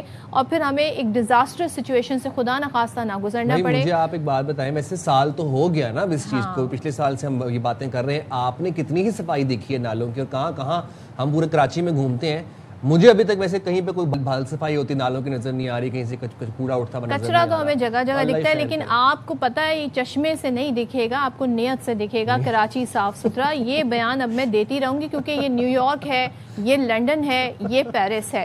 آگے بڑھتے ہیں جی, ہم بات کر رہے ہیں کیونکہ کے پی کے حوالے سے جو محکمہ موسمیات نے کہا ہے موسلا دھار گرج چمک کے ساتھ بارش ہوگی. ترجمان P D M Khyber Pakhtunkhwa انور شہزاد ہمارے ساتھ ہیں. انور شہزاد صاحب, ابھی سائم اور میں یہی باتیں کر رہے تھے کہ ہم نے لاسٹ ایئر سے کیا سبق سیکھا ہے, الرٹ جاری ہوا ہے, کیا تیاریاں ہیں اس وقت, ذرا تھوڑا سا ہمیں بتا دیے گا. بالکل جی, خیبر پختونخوا میں ابھی جو ہے الرٹ ایشو کیا گیا ہے. کل سے بارشوں کا جو امکان ہے وہ 5 جولائی تک جاری رہے گا, اور اس کے ساتھ ساتھ جو ہے ہم نے گلوف ایڈوائزری بھی ایشو کی ہے, کیونکہ ٹیمپریچر جو ہے وہ رائز ہو رہا ہے ساؤدرن ڈسٹرکٹس میں, تو وہاں پر جو ہے اس کے ساتھ ساتھ نارتھرن ڈسٹرکٹس میں بارشوں کا زیادہ امکان ہے, اور ساؤدرن ڈسٹرکٹ میں ٹیمپریچر رائز کا زیادہ امکان ہے. تو ان دونوں کے کمبینیشن سے جو ہے میلٹنگ پروسیس جو ہے ہمارے پاس جو گلیشیئرز موجود ہیں نارتھرن ڈسٹرکٹس میں, ان کے پگھلنے کا کافی زیادہ خدشہ ہے, جس سے فلش فلڈ کا امکان جو ہے وہ سامنے آ رہا ہے. اس کے لیے جو ہے پہلے سے ڈسٹرکٹ ایڈمنسٹریشن جو ہے ہمارے پاس کوئی چترال اپر ہے, چترال لوور ہے, کوہستان اپر ہے, کوہستان لوور ہے, سوات ہے, پانسیرا ہے, ان تمام ڈسٹرکٹ ایڈمنسٹریشن کو جو ہے ہم نے الرٹ رکھا ہوا ہے. تمام دستیاب وسائل جو ہیں وہ ہم نے الرٹ رکھے ہوئے ہیں تاکہ کسی بھی ناخوشگوار واقعے سے جو ہے پہلے سے نمٹا جا سکے. وقتاً فوقتاً جو ہے ہیٹ ایڈوائزری بھی جو ہے وہ ایشو ہو رہی ہے, کیونکہ محکمہ موسمیات کی ویدر آؤٹ لک کو دیکھا جائے تو نارتھرن ڈسٹرکٹس میں معمول سے زیادہ بارشیں ہوں گی اور ٹیمپریچر جو ہے وہ نارمل رہے گا. لیکن یہ ہے کہ دوسری طرف ساؤدرن ڈسٹرکٹس میں اگر ہم ویدر آؤٹ لک کو دیکھتے ہیں تو اس مونسون میں جو ہے ٹیمپریچر رائز رہے گا اور معمول سے کم بارشیں ہوں گی. تو ساؤدرن ڈسٹرکٹس میں تھوڑا سا جو ہے مونسون جو ہے وہ ٹینس رہے گا, اور جو بلائی علاقے ہیں ہمارے پاس وہاں پر گلیشیئرز کی پگھلنے کا جو ہے خدشہ کافی زیادہ ہے. اچھا, میں ذرا آپ سے سوری میں آپ کو انٹرپٹ کر رہا ہوں, لیکن میں سیاحتی مقامات آج کل ہمارے وہاں پر بڑا رش ہے, عوام جاتے, اسکول کی چھٹیاں ہیں, آلسو پھر جب ویکینڈ آتا ہے تو وہاں پر ہم ایک انفلکس دیکھتے ہیں, عوام کا رش ہوتا ہے. وہاں پہ جاننا چاہوں گا کیا پیشگی اقدامات کیے, خاص طور پر اگر میں ناران کی بات کروں, کیا انتظامات کیے گئے وہاں پر, اور وہاں پہ موسم کیا رہے گا؟ بالکل جی, جس طرح میں نے آپ کو بتایا ہے کہ کل سے بارشوں کا امکان ہے اوپر بالائی علاقوں میں, جو کہ 5 جولائی تک جاری رہے گا. اس کے لیے جو ہے تمام ڈسٹرکٹ ایڈمنسٹریشنز کو, جس کے ساتھ ساتھ جو ہے ٹورزم ڈپارٹمنٹ کو جو ہے ہم نے الرٹ رکھا ہوا ہے. ٹورسٹ جو پولیس ہے, پیٹرولنگ پولیس وہاں پر موجود ہے. تمام سیاحوں کو جو ہے پہلے سے ہی ہم نے آگاہ کر دیا ہے. ایسے مقامات جو ہم نے پہلے سے ہی حساس ترین قرار دیے ہوئے ہیں، وہاں پر جو ہے ہم نے ٹورسٹ کو جانے سے بالکل روک لیا ہے۔ دفعہ 144 جو ہے وہ نافذ کر دیا گیا ہے ایسے علاقوں میں جہاں پر پہلے سے ایڈوائزری ہم نے جاری کی ہوئی ہے، تاکہ کسی بھی ناخوشگوار واقعے سے پہلے سے نپٹا جا سکے۔ تمام دستیاب وسائل جو ہیں وہاں پر موجود ہیں، ریسکیو کی ٹیمیں جو ہیں وہاں پر موجود ہیں، باقی جو متعلقہ ڈپارٹمنٹس ہیں ان کی جو ریسورس ہیں وہ تمام وہاں پر موجود ہیں۔ تو جتنے بھی ہم نے حساس علاقے ڈکلیئر کیے ہوئے ہیں وہاں پر جو ہے ٹورسٹ کو جو ہے پہلے سے آگاہ کر دیا گیا ہے۔ 1700 ہماری ہیلپ لائن ہے، اچھا اگر کوئی بالائی علاقوں کی جانب رخ کرنا چاہ رہا ہے سیاحتی مقامات کی جانب، تو 1700 پر کال کر کے جو ہے موسم کی پہلے جانکاری لے لیں، اور وہاں پر جو ہم نے ایڈوائزری ایشو کی ہے جہاں پر ہم نے حساس ترین علاقے ڈکلیئر کیے ہوئے ہیں ان کی جانکاری لے لیں، تو ان کو جو ہے پھر سفر کے دوران کوئی مشکلات سامنے نہیں آئیں گی۔ بالکل ٹھیک ہے انور شہزاد صاحب، بہت شکریہ، اینڈ آئی ہوپ تیاریاں اچھی کی گئی ہوں گی، اور اپنا انہوں نے ایک نمبر بھی بتایا 1700 از دا ہیلپ لائن۔ اگر آپ وزٹ کرنا چاہ رہے ہیں کسی بھی ٹورسٹ مقام کو تو آپ 1700 پہ کال کر کے ایک دفعہ تمام ڈیٹیلز جان لیں، موسم کا احوال بھی، ایڈوائزری وغیرہ وہ سب آپ کو بتا دیں گے۔ ہم موسم کی بات کر ہی رہے تھے تو ذرا ملک کے علاوہ بھی آپ کو بتاتے ہیں کہ دنیا میں اب کیا موسم چل رہا ہے۔ دنیا کے مختلف خطوں میں شدید گرمی کی لہر ہے، اور انفارچونیٹلی اینڈ سیڈلی نا وہاں پر لوگ وہ گرمی برداشت نہیں کر پاتے جو کہ ہم جتنا ہمارا ٹالرنس لیول ہے ہم کر لیتے ہیں، وہاں پہ نہیں کر پا رہے۔ یورپ کی میں بات کروں، اب یورپ کے بعد امریکہ بھی گرمی کی لپیٹ میں آ گیا۔ امریکی نیشنل ویدر سروس نے وسطی اور مشرقی ریاستوں میں درجہ حرارت 38 ڈگری سینٹی گریڈ تک پہنچنے کی وارننگ جاری کی۔ آپ سوچیں کہ 38 ڈگری کے اوپر وہاں پہ وارننگ جاری ہو گئی، تو آپ ان کے لیے 38 اسی طرح ہی ہے جس طرح خدا نہ خواستہ ہمارے یہاں 55 ہو جائے، 60 ہو جائے، انبیئریبل گرمی ہو جائے۔ ان کے گھر ایسے نہیں بنے۔ 5% لوگ ہوں گے ہارڈلی جن کے گھروں میں اے سی ہوگا، وہاں پر اے سی لگانے کے لیے آپ کو سرکار سے، میونسپل جو گورنمنٹ ہوتی ہے اس سے اجازت لینی پڑتی ہے۔ تو یو کے میں بھی کہا گیا ہے کہ آپ صرف اس وقت تک یہ اے سی لگا سکتے ہیں، ورنہ آپ نے اتار کے اے سی رکھ دینا ہے۔ تو یہ پابندیاں اچھا یورپ میں جو ہیٹ ویو جاری ہے، ایک ہفتے کے دوران 1300 سے زائد اموات وہاں پر رپورٹ ہوئی ہیں، تو آپ اندازہ لگا لیں کہ اس وقت کیا صورتحال ہے۔ اور امریکہ کے بارے میں تو سائم بتا ہی رہے ہیں، اب حکام کہتے ہیں شدید گرمی امریکہ میں سب سے زیادہ جان لیوا موسمی خطرات میں شمار ہوتی ہے، جبکہ جنگلات میں آگ بھی لگ سکتی ہے، اور موسمیاتی تبدیلی کی لہریں جو ہیں اب وہ بہت زیادہ لوگوں کو متاثر اور وہاں پہ نمی والا بھی کوئی کانسیپٹ نہیں ہے کہ گھر ٹھنڈے چلو دیواریں ٹھنڈی ہو جائیں۔ ہمارے یہاں پہ ہے نا کہ اب کراچی میں الحمدللہ اللہ کا لاکھ لاکھ شکر ہے کہ یہاں پہ چلو ہوا چلتی ہے رات کو، ہمارے لیے ایک بلیسنگ ہے۔ لیکن آپ دیکھیں یہاں چیزیں کتنی سیریس ہم بات کر رہے ہیں کہ ایک ہفتے کے دوران 1300 اموات، 1300 کس وجہ سے؟ ہیٹ ویو کی وجہ سے۔ تو یہ چیز جو ہے نا یہ بہت سیریس اور الارمنگ ہے، یہ کوئی ایسی جنرل کوئی لائٹر سٹوری نہیں ہے۔ 1300 اموات بہت زیادہ ہوتی ہیں، تو وہاں پر لوگ نہیں برداشت کر پا رہے۔ اب وہ ظاہر ہے وہ ونڈو اے سیز کا استعمال کر رہے ہیں، پنکھے خرید رہے ہیں، وہاں پنکھوں کے بھی ریٹس انکریز ہو گئے ہیں، ونڈو اے سیز کے بھی انکریز ہو گئے ہیں، اسپتالوں میں الرٹ جاری ہے، اسکولز بند ہیں، بچے گھروں میں بیٹھے ہوئے ہیں، آن لائن کلاسز چل رہی ہیں، ورک پلیسز کی ٹائمنگز چینج ہو گئی ہیں۔ ہم یہی دعا کر سکتے ہیں کہ اب کم سے کم جو گلوبل وارمنگ کے افیکٹس ہیں وہ دنیا میں آئیں، اور ہم جو کسی طریقے سے کلائمیٹک چینجز سے ڈیل کرنا۔ اور آپ نے کراچی کی ٹھنڈی ہواؤں کی بات زیادہ بات نہ کریں، نظر لگ جاتی ہے، پتہ چلے اس پہ ٹیکس لگ جائے، تو ہم بریک لے لیتے ہیں یہاں پر، بریک کے بعد آپ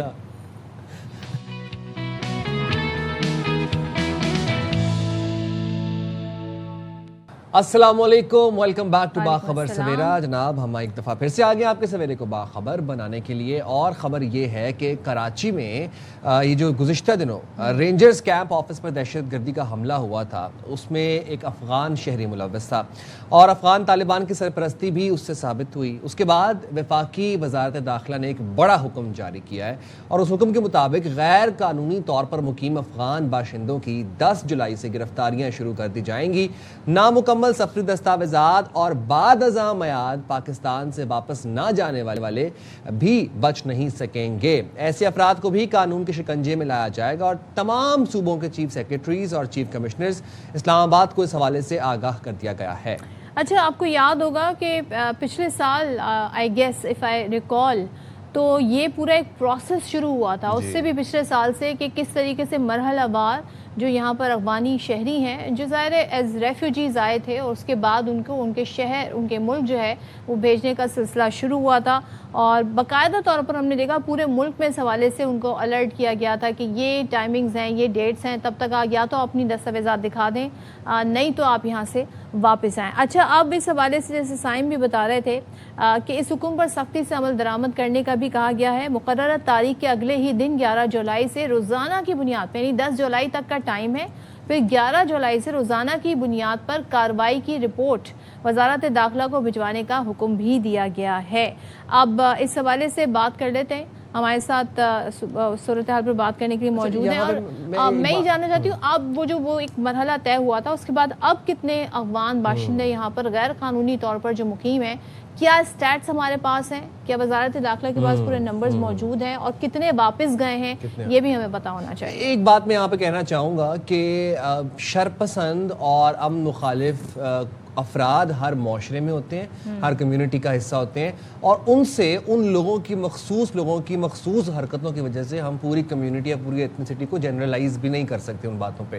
تو یہ چیز ایک بڑی امپورٹنٹ ہے اور پاکستان نے جب یہ جو آپریشن غضب للحق تھا جب اس کی شروعات بھی کی تھی تب پاکستان کا کلیئر کٹ موقف تھا دو ٹوک. ایک بات تھی اور وہ یہ تھی کہ یہ جو جنگ ہے یہ لڑائی ہے یہ افغان طالبان عبوری حکومت کے خلاف ہے یہ افغان انوسنٹ شہریوں کے خلاف نہیں ہے ہرگز نہیں ہے. تو یہ بات سمجھنا بڑی ضروری ہے. یہ آپ نے بالکل ٹھیک کہا. دوسرے یہ کہ آپ یہ دیکھیں کہ پاکستان نے کئی سالوں کئی ڈیکیڈز ان کو ہوسٹ کیا ہے. جب افغانستان کے حالات تھے تو ہم نے اپنے ملک میں پناہ دی اور ظاہر ہے اس کے بعد ہم نے دیکھا لیکن مسئلہ یہ ہے کہ پاکستان کی اپنی آبادی اتنی بڑی ہے پاکستان کی وسائل اس طریقے سے اس میں ایڈجسٹ نہیں ہو پا رہے ہیں اور پھر جو غیر قانونی طور پر چاہے وہ ایک عام شہری پاکستانی کیوں نہ ہو اس کو بھی ایک ایز سٹیزن یہ اس کی ریکوائرمنٹ ہوتی ہے کہ اس کے پاس قانونی دستاویزات ہو. لیکن اگر کوئی اس ملک کا شہری ہی نہیں ہے اور یہاں پر غیر قانونی طور پر مقیم ہے اور پھر جب اس طرح کے واقعات ہوں گے تو کہتے ہیں نا پھر ملک جو ہے وہ سیکیورٹی اور سیفٹی کو یقینی بناتا ہے. تو یہ تمام تر مراحل جو ہے وہ کیے جا رہے ہیں لیکن 10 جولائی کا ٹائم بہرحال دیا گیا. اب سوچیں آج 30 جون ہے کل سے لے کے 10 جولائی تک ان تمام شہریوں کے پاس ہے کہ اگر ان کے پاس کوئی ایسی دستاویزات ہیں جس سے ثابت کر سکیں کہ یہاں اب رہتے ہیں بزنس کرتے ہیں قانونی طور پہ اگر وہ یہاں پہ مقیم ہے لیکن اگر غیر قانونی طور پہ مقیم ہے تو پھر ظاہر ہے پاکستان کی جو وزارت داخلہ ہے اس کے احکامات ہم نے آپ کے سامنے. یہ جو اسکروٹنی ہوگی ساری یہ ہوگی جناب جن لوگوں کے پاس نامکمل سفری دستاویزات ہیں مطلب انکمپلیٹ اگر آپ کے پاس ڈاکیومنٹس ہیں اور وہ مکمل طور پر آپ کے پاس سفری دستاویزات نہیں ہے تو ان کے خلاف کارروائی ہوگی. دوسرا بعد ازاں معیار مطلب ایکسپائرڈ اگر آپ کے پاس کوئی ویزا ہے یا آپ اپنے ٹائم سے زیادہ ایکسیڈ کر کے پاکستان میں رہ رہے ہیں اس کی کوئی ڈاکیومنٹیشن آپ کے پاس نہیں ہے تھرو پراپر ویلڈ پروسیس آپ نہیں رہ رہے تو پھر کارروائی کیا ہوگی گرفتاریاں عمل میں لائی جائیں گی. کسی ملک میں آپ کے ویزے کی میعاد ختم ہو جائے آپ وہاں پہ رہ کر تو دکھائیں فوراً سے وہ آپ کو آپ کے ملک ڈپورٹ کر دیں گے. تو یہ تو ہر جگہ کا قانون ہے یہ ہر جگہ ممالک میں ہم نے دیکھا ہے کہ ویزا از اے ریکوائرمنٹ اور قانونی دستاویزات جو ہیں وہ ریکوائرمنٹ ہوتی ہیں اس کی ایک میعاد ہوتی ہے اس کے بعد آپ وہاں پہ رک نہیں سکتے ادر دین یا تو آپ کے پاس ورک پرمٹ ہو یا پھر آپ وہاں کے مستقل رہائشی ہوں یہ ایک ڈفرینٹ چیز ہے. لیکن یہاں پہ یہ ریفیوجیز کا معاملہ ہے اور وہی بات میں اسٹیٹس کی بات کر رہی تھی کہ نمبرز وزارت داخلہ نے ضرور آئی تھنک شیئر کیے ہوں گے کہ لاسٹ ٹائم جب یہ سلسلہ یہ مہم شروع ہوئی تھی تب کتنے لوگ جو ہے یہاں سے واپس گئے تھے. بریگیڈیئر ریٹائرڈ مسعود احمد صاحب ہمارے ساتھ موجود ہیں ان کو شامل گفتگو کریں گے. بریگیڈیئر صاحب 10 جولائی تک کا ٹائم ہے وہ تمام تر افغان باشندے جن کے پاس نامکمل سفری دستاویزات ہیں یا پھر وہ میعاد سے ایکسیڈ کر کے پاکستان میں وقت گزار رہے ہیں ان کے خلاف پھر کارروائی کی جائے گی سخت کریک ڈاؤن ہوگا اور وہ پھر گرفتاریاں عمل میں لائی جائیں گی. اس فیصلے کو آپ کیسے انالائز کرتے ہیں؟ جی ہاں دیکھنا تھا امپورٹنٹ ہے اور پہلے سے اس پہ ایفرٹ کی جا رہی تھی اور آلریڈی میرے خیال میں اباؤٹ 1.2 ملین کے قریب تو یہ جا چکے ہیں بٹ اسٹل میرا ماننا ہے دیر آر اسٹل 3 ملین کے قریب دے آر ان پاکستان. اس میں پروف آف رجسٹریشن کارڈ والے ہیں UNHCR ریکگنائز ہیں پھر کچھ ایسے بھی لوگ تھے افغان سٹیزن کارڈ ہولڈرز ہیں جو بعد میں پاکستان افغانستان اور UNHCR نے مل کے ان کو ڈاکومنٹ کیا تھا. اور اس کے علاوہ وہ انلیگل افغانس بھی ہیں سٹیزنس ہیں جو پاکستان میں ہیں مینلی کراچی میں ہیں اور آپ کے بہت سارے اسٹریٹ کرائمز میں فیسیلیٹیشن میں یہ لوگ اس میں انوالو ہیں. سو میرا خیال ہے جو گورنمنٹ آف پاکستان کا پہلے سے فیصلہ ہوا ہے اور اس کی امپلیمنٹیشن میں ہمیں کسی صورت میں ڈیلے نہیں کرنی چاہیے اور کسی کا پریشر بھی نہیں لینا چاہیے. وہ یہ گورنمنٹ لے گی بھی نہیں, اور اسپیشلی کوئی یقینا UNHCR والے بات کریں گے, UN کی بات کریں گے, ہیومن رائٹس آرگنائزیشن بات کریں گے, لیکن it is in the best interest of the Pakistan ہے کہ ہمیں ان کو واپس بھیجنا چاہیے. اور اسپیشلی ایک اور امپورٹنٹ چیز ہے, میں کمشنر افغان مہاجرین بلوچستان رہا ہوں 6 years, so I understand the dynamics. So میرے خیال میں جو SHO ہوتا ہے اس ایریا کا کسی بھی علاقے میں, تو اس کو پتا ہوتا ہے کون مقامی ہے کون غیر مقامی ہے, تو ڈفرینشیٹ بھی کر سکتا ہے اور لوکل کمیونٹیز میں آئیڈینٹیفائی کر سکتے ہیں. اور بہت سارے ایسے لوگ ہیں آپ کے, چاہے وہ بلوچستان میں مینلی وہ لوکل پاپولیشن میں مرج ہو گئے ہیں, اور انہوں نے جس طریقے سے وہاں سے غلط طریقے سے انہوں نے اپنی انٹری درمیان میں کروائی ہے, تو وہ بھی لوگ آئیڈینٹیفائی ہو سکتے ہیں. اور میرے خیال میں we must send them back at all cost. جس طریقے سے یہاں سے ہم تو لاشیں اٹھا رہے ہیں بیکاز آف افغان طالبان رجیم, یہاں سوسائڈ حملے ہو رہے ہیں, اور کراچی میں جو حملہ ہوا ایک سامنے مثال ہے with irrefutable evidence of Afghanistan's involvement in terrorist activities inside Pakistan. So میرے خیال میں گورنمنٹ کا بہترین سٹیپ ہے اور اس میں کسی قسم کا ڈیلے نہیں ہونا چاہیے. اچھا ایک چیز ذرا کلیئر کر دیجیے گا, کیا اس میں قانونی دستاویزات اگر کوئی شہری افغان باشندہ رکھتا ہے, وہ یہاں پر کام کر رہا ہے سالوں سے, بیکاز ہم نے ان کو ہوسٹ کیا ہے بڑے عرصے, ڈیکیڈز ان کو ہوسٹ کیا ہے افغان ریفیوجیز کو, اور خود بھی آپ نے کہا مرج ہو گئے ہیں, رچ بس گئے ہیں, کسی کی یہاں پر شادی ہو گئی ہے, کیا کچھ لوگوں کو الاؤ ہوگا یا سارے افغان باشندوں کو قانونی طور پہ ہو یا غیر قانونی طور پہ ان کو بھیجا جائے گا؟ نہیں, یہ ونس فار آل ہے, یہ اٹ ہیز بین ڈیسائیڈڈ, چاہے وہ قانونی ہے, ڈاکومنٹڈ ہے, جس طرح میں نے کہا پروف آف رجسٹریشن کارڈز ہیں اور جو دوسرے ہیں اور باقی بھی ہیں, ان سب کو واپس بھیجنا ہے, اور یہ آلریڈی ڈیسیژن اس پہ ہو چکا ہے. تو آپ دیکھیں کہ بعد میں ایک انڈرسٹینڈنگ ہو سکتی ہے, اگر حالات بہتر ہوتے ہیں پھر پاکستان ان کو اکوموڈیٹ کر سکتا ہے, لیکن ابھی ایسی صورت میں نہیں ہے. آپ کے یہاں وہ خود کش حملے کروا رہے ہیں, یہاں پہ اپنے لوگ بھجوا رہے ہیں, اور آپ دیکھیں نا خوشی کا اظہار کر رہے ہیں. ایک ابھی خبر آئی کہ ایک Afghan national Germany based sport commentator, تو اس نے کہا کہ جب نے کراچی میں سائرن بجاتی ہوئی ایمبولینسز کو دیکھا تو مجھے بڑی خوشی ہو رہی تھی. So that is the approach of Afghan national. یہ انگریٹفل لوگ ہیں اور ہمیں میرے خیال میں کوئی فردر ایکوموڈیشن کی کوئی ضرورت نہیں ہے, اور وہ ابھی تک وہ سمجھتے ہیں کہ وہ بھی ان کے فینٹیسیز میں ہے, جس طرح انڈیا فینٹیسی میں رہتا ہے بالی ووڈ کے تھرو. ان کی بھی خواہش ہے کہ وہ برٹش کالونیل اس ڈیمارکیشن پہ چلے جائیں, پاکستان کو ڈسٹیبلائز کریں, خیبر پختونخوا کو, بلوچستان کو. تو میرے خیال میں یہ ان کے خام خیالی ہے, اور گورنمنٹ آف پاکستان نے اور فیلڈ مارشل CDF کا بڑے کلیئرٹی کے ساتھ ہے, we will not compromise on the sovereignty of Pakistan. اور اس کے ساتھ ساتھ یہ بھی کلیئرٹی ہے کہ فیلڈ مارشل نے کہا تھا کہ ایک پاکستانی کی جو سیکیورٹی ہے, انہوں نے کہا تھا ہمیں امپورٹنٹ ہے more than our relation with Afghanistan, that is the bottom line.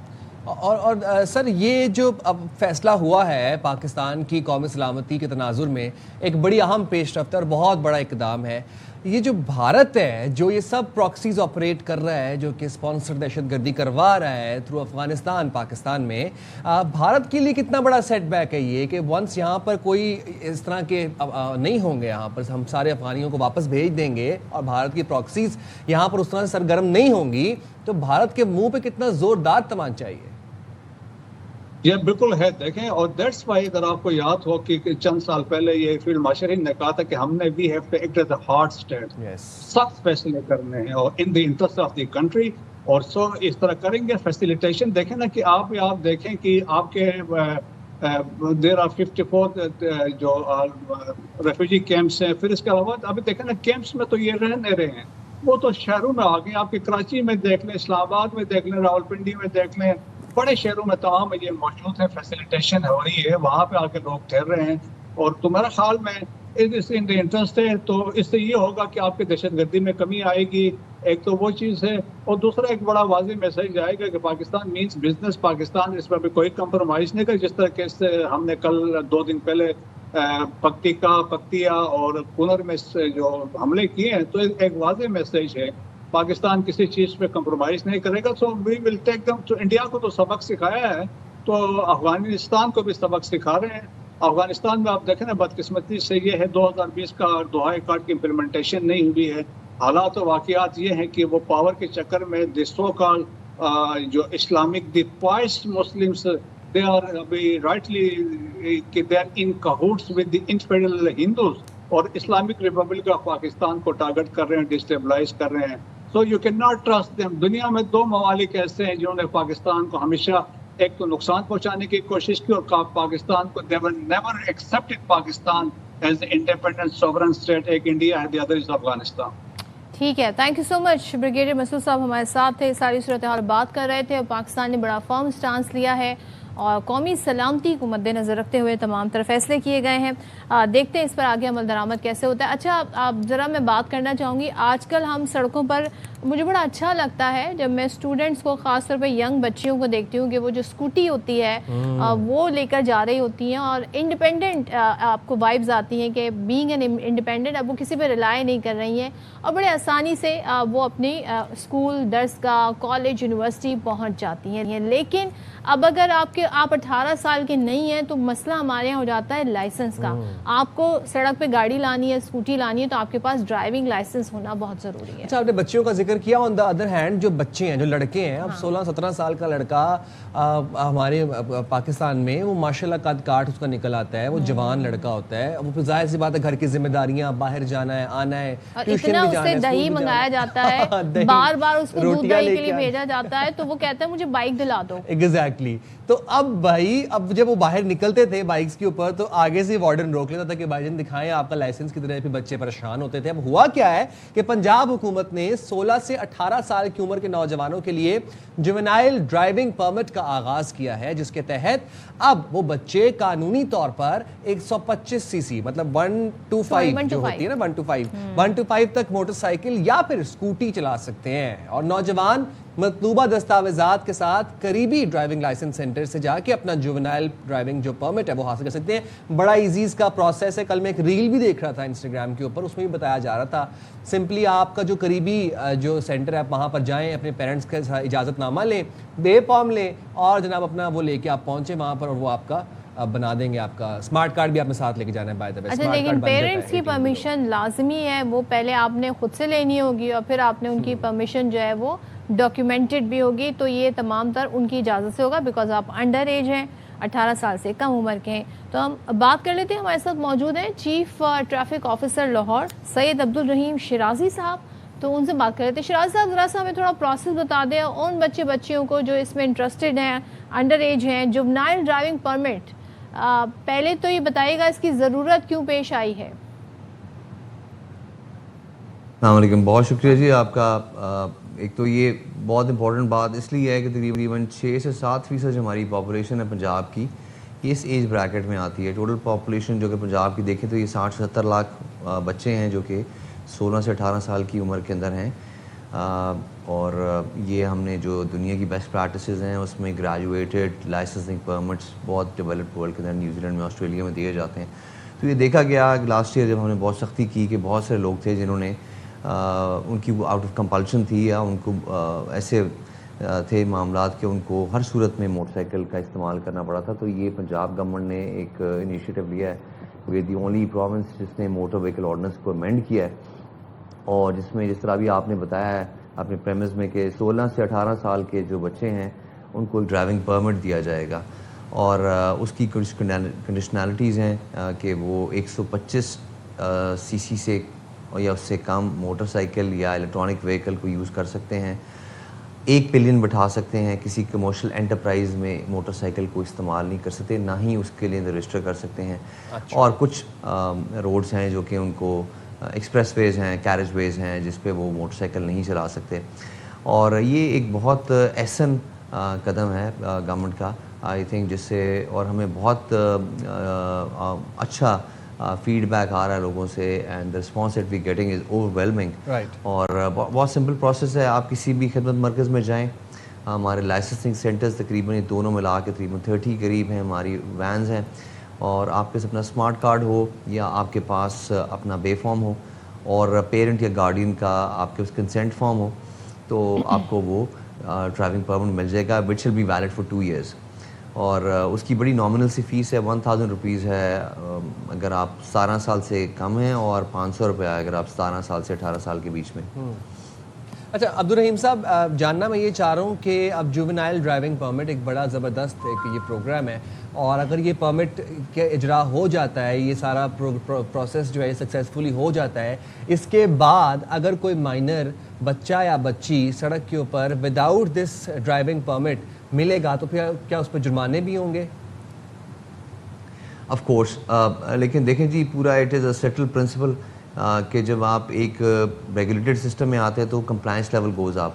تو اگر ایک بچہ ہے جو کہ پہلے انفارملی موٹر سائیکل چلا رہا ہے, جب اس کا پرمٹ بن جائے گا تو وہ اس کو سمجھ آ جائے گی کہ بھائی یہ میرا جو پرمٹ ہے جس سے مجھے سہولت ہوتی ہے, میں موٹر سائیکل کو چلا سکتا ہوں, اور یہ میرا کینسل ہو جائے گا. تو وہ پھر he will abide by speed limits, helmet پہنے گا, اور جو باقی ہماری موٹر سائیکلسٹ کی انفارچونیٹلی میں یہ بات آپ کو بتانا چاہوں گا کہ پاکستان خاص طور پہ جو لاہور ہے, it is unique in the sense کہ اس میں تقریباً 80% سے 82% جو آپ کی ٹریفک پاپولیشن ہے اٹ از موٹر سائیکلس. اتنی کبھی بھی زیادہ تناسب میں موٹر سائیکلس دنیا میں کسی اور شہر میں نہیں ہے, کسی بھی ڈیولپڈ یا ڈیولپنگ شہر کے اندر نہیں ہے. تو ہمیں یہ پتہ ہے کہ ہمارے جو چھوٹے بچے ہیں 16 سے 18 سال کے, وہ موٹر سائیکل چلاتے ہیں, کسی بھی وجہ سے اسکول جانا ہے, کالج جانا ہے, والدہ کو لے کے جانا ہے, بہن کو لے کے جانا ہے. تو جب وہ ہم نے اسٹڈی کی کہ اگر وہ اس طرح کے پروگرام کی پرمٹ کے ایمبٹ کے اندر آئیں گے تو کمپلائنس ود ٹریفک نہیں, میں تھوڑا سا ہم یہ جاننا چاہ رہے ہیں کیا ان پہ جرمانے ہوں گے؟ اور وہی ہم چاہتے ہیں کہ ہمارے جب ای چلان سسٹم آیا شیرازی اور صاحب, ہماری روڈس محفوظ ہوں گی تو آپ کا صاحب, ہمارا can you hear سفر بھی me? سہل بھی ہوگا, محفوظ بھی ہوگا, اور بغیر کسی ایکسیڈنٹ کے. I think شیرازی صاحب can you hear us? دوبارہ لائن اپ کریں. میں یہ جاننا چاہ رہی ہوں کہ کیا جیسے سندھ میں ای چلان سسٹم جب آیا تو جو فرسٹ آپ کی خلاف ورزی کریں گے اس پہ معافی ہے, لیکن اگر آپ دوبارہ خلاف ورزی کریں گے تو پھر ڈبل جرمانہ ہوگا. اب یہ بچے ارن تو کرتے نہیں ہیں, ان کی اپنی کوئی ارننگ تو ہے نہیں, ظاہر پیرنٹس سے ہی پیسے لے کے دیں گے, تو ان پر کتنے جرمانے لگیں گے؟ یہ دوسرا جو ٹیسٹ ہے, کیا ان کو ٹیسٹ جو دینا ہوگا, اگر ٹیسٹ میں پہلی دفعہ میں فیل ہو جاتے ہیں لیٹ سپوز, تو کیا ان کو دوبارہ چانس ملے گا, ملٹیپل چانسز ملیں گے کہ نہیں؟ یہ کچھ سوال ہے جو ہم جاننا چاہتے ہیں. دوسرا یہ کہ یہ سنس پرمٹ ہے تو اس کی جورسڈکشن کیا ہوگی, اس کی پراکسیمیٹی کیا ہوگی, یا صرف یہ لاہور میں ویلڈ ہوگا, یا پنجاب میں ویلڈ ہوگا, یا پورے ملک میں یہ پرمٹ ویلڈ ہوگا؟ تو یہ چیزیں, یہ کچھ ٹیکنیکل چیزیں جو ہم جانیں گے شیرازی صاحب سے, ہم ان کی آڈیو کو ریکنیکٹ کرنے کی کوشش کر رہے ہیں. لیکن اچھا اقدام ہے, بہت اچھا اقدام ہے. بچے نا گھبرا جاتے ہیں, ظاہر سی بات ہے, جب وارڈن روک لیتا ہے, وہ کوئی اسکول جا رہا ہے, کوئی کالج جا رہا ہے, اس کو روک لیا, اب ٹیسٹ ہے, ایگزام ہے, پیپر دینے جانا ہے, بچے پریشان ہیں.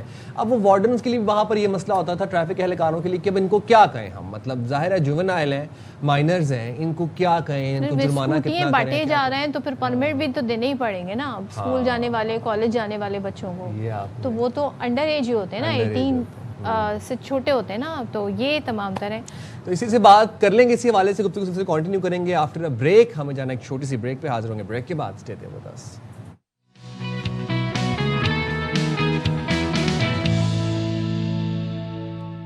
ویلکم بیک جناب. اور ہم بات کر رہے تھے جو کہ اب جوونائل ڈرائیونگ پرمٹ کا اجرا کیا گیا ہے, اور اس کا آغاز لاہور سے ہوا ہے. ہمارے ساتھ چیف ٹریفک آفیسر لاہور سید عبدالرحیم شیرازی صاحب موجود ہیں. شیرازی صاحب, آپ سے یہ جاننا چاہ رہا تھا کہ یہ سنس اب پرمٹ ہے تو اس کی جورسڈکشن کیا ہوگی؟ کیا یہ صرف لاہور میں یہ اس پہ عمل کیا جائے گا, یا پھر یہ پورے پنجاب میں قابل استعمال ہے, ملک بھر میں یہ ویلڈ ہے؟ جی, یہ جس طرح آپ کو پتہ ہے کہ جو لوکل لاز ہیں اور یہ ہماری کانسٹیٹیوشن اسکیم کے اندر ایک کنکرنٹ لسٹ میں آتے ہیں, تو ہر پروونس نے اپنی امینڈمنٹ کی ہوئی, تو it is applicable to Punjab. تو اگر کوئی لاہور میں لے گا تو آل اوور پنجاب اس کو چلا سکے گا. لیکن یہ الحمدللہ I can say with a lot of certainty کہ یہ ہماری پنجاب کو دیکھ کے بہت سارے جو فیڈریٹنگ یونٹس ہیں انہوں نے مجھ سے اس کا پیپر ورک مانگا تھا کہ وہ اپنی پروونشل اسمبلیز میں اس کو موو کر کے یہ ریکوائرڈ. شیراز صاحب مجھے ذرا بتائیں, فائن ہم فائن سمجھنا چاہ رہے ہیں, اب ظاہر بچے ارن تو نہیں کرتے, تو یہ تو اپنے پیرنٹس سے لے کے ہی فائن بھریں گے. تو جیسے سندھ میں جب ای چلان آیا کراچی میں, تو انہوں نے پہلا چلان تو معاف کر دیا, اور دوسرے پہ کہا کہ اگر دوسری بار آپ خلاف ورزی کریں گے تو ڈبل ہو جائے گا. یہاں پہ کیا بچوں کو کسی طریقے کی رعایت دی گئی ہے, اور چلان کس پر, کس خلاف ورزی پر کتنا ہوگا؟ جی میم, اس میں پورا ایک ہم نے ابھی ریسنٹلی جو ہے موٹر وہیکل آرڈیننس کے اندر جو ہمارے ریٹس ہیں بہت زیادہ ریشنلائز کیے گئے ہیں, بیکاز ہم لوگ یہ سمجھتے ہیں کہ it is the certainty of the sanction and not the severity of the sanction, کہ آپ کا اگر آپ کوئی ایک ٹریفک رول کو وائلیٹ کریں تو آپ کے خلاف جیسے جو بھی کاروائی ہے اسپیڈ لمٹ کو وائلیٹ کیا ہے تو کیا ان پہ جرمانہ ہوگا؟ جی میم، اوور اسپیڈنگ جو ہے یہ بہت جو it is a very serious offence, اور اس کے اوپر غالباً 2000 روپیز کا اب چالان ہوتا ہے اس کے اندر اگر اوور اسپیڈنگ ہوگا. اسی طرح اگر ہیلمٹ نہ پہننے کے اوپر بھی 2000 روپے کا. یہ میں آپ کو وہ دو بتا رہا ہوں ریزنز جو کہ ہمارے فیٹل ایکسیڈنٹس کے سب سے بڑے میجر کازز ہیں.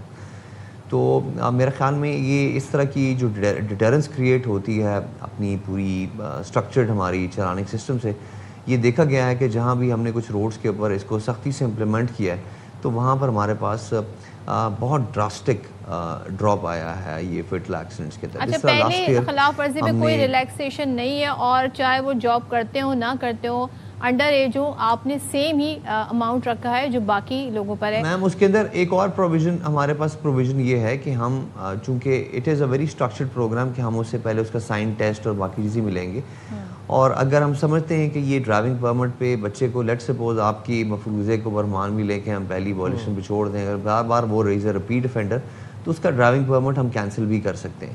تو دیر از اے پروویژن ان دا لا کہ آپ اس کا ڈرائیونگ پرمٹ کو کینسل کر سکتے ہیں تاکہ وہ بچے کو شہزاد صاحب بس کنکلوڈنگ دی کنورسیشن لاسٹلی کوئکلی بس یہ بتا دیں کہ جو جوونائل ڈرائیونگ پرمٹ ہے یہ ٹل 18 ایئرز ہوگا.